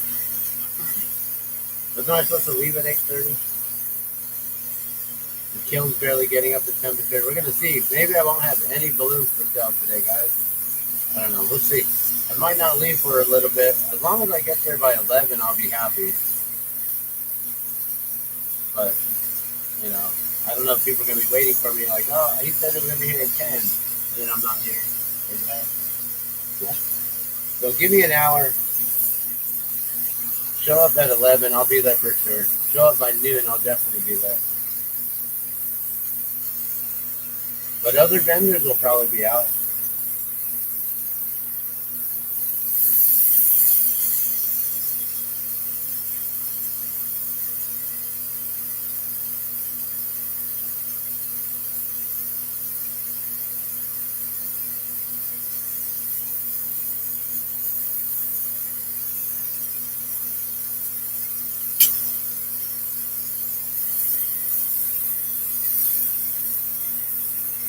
All right, last one, guys.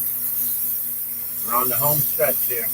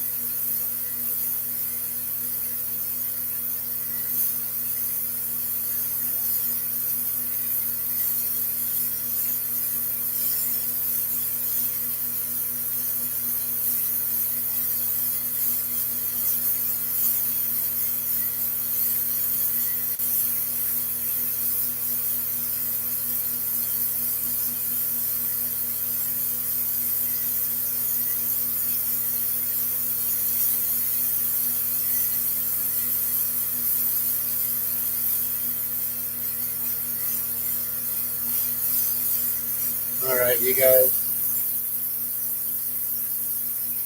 I'm going to finish this up now. I'm going to let y'all go. I hope to see you guys today. If you're here locally in Albuquerque, come on down to Silver Street Market. That's on Silver Street, just south of Central Boulevard, south of Route 66, in between Bryn Mawr and Wellesley. So Wellesley is the light, just west of Carlisle, just east of Girard. So we're right there in between Carlisle and Girard, also the main street, and on Silver. So come find us. We'll be set up there vending for the first Sunday shopping stroll, which Nob Hill shopping stroll. I really wish we were actually on Central, and we'll see. I mean, if there's no one out today, I might actually just do a little rope style, go set up somewhere on Central, just randomly, and see if I can make sales right there. You know, like you can just set up right there at Bryn Mawr and let people know, hey, or maybe not Bryn Mawr, maybe like right at Wellesley, and be like, hey, we have other vendors around the corner. I'm just set up right here to let people know.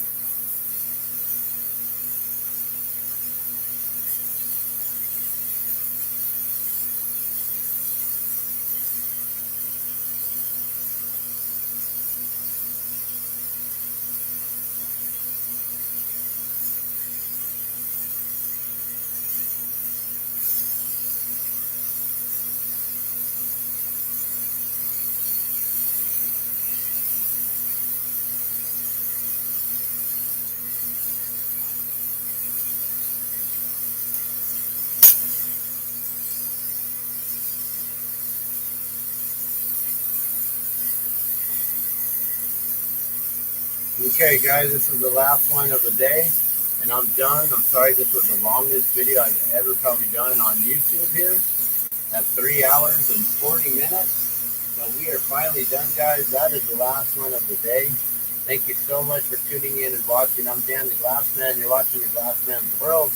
Please come and see me live today. Come visit me at the Silver Street Market for the Nob Hill shopping stroll. This is the very last first Sunday Nob Hill shopping stroll for 2023. Me and my wife have been out there every single one since February. except for two when our friend passed away. So we missed two of them, but we've pretty much been there consecutively for every Sunday. So we hope to see you guys there. Love and blessings. I'm out.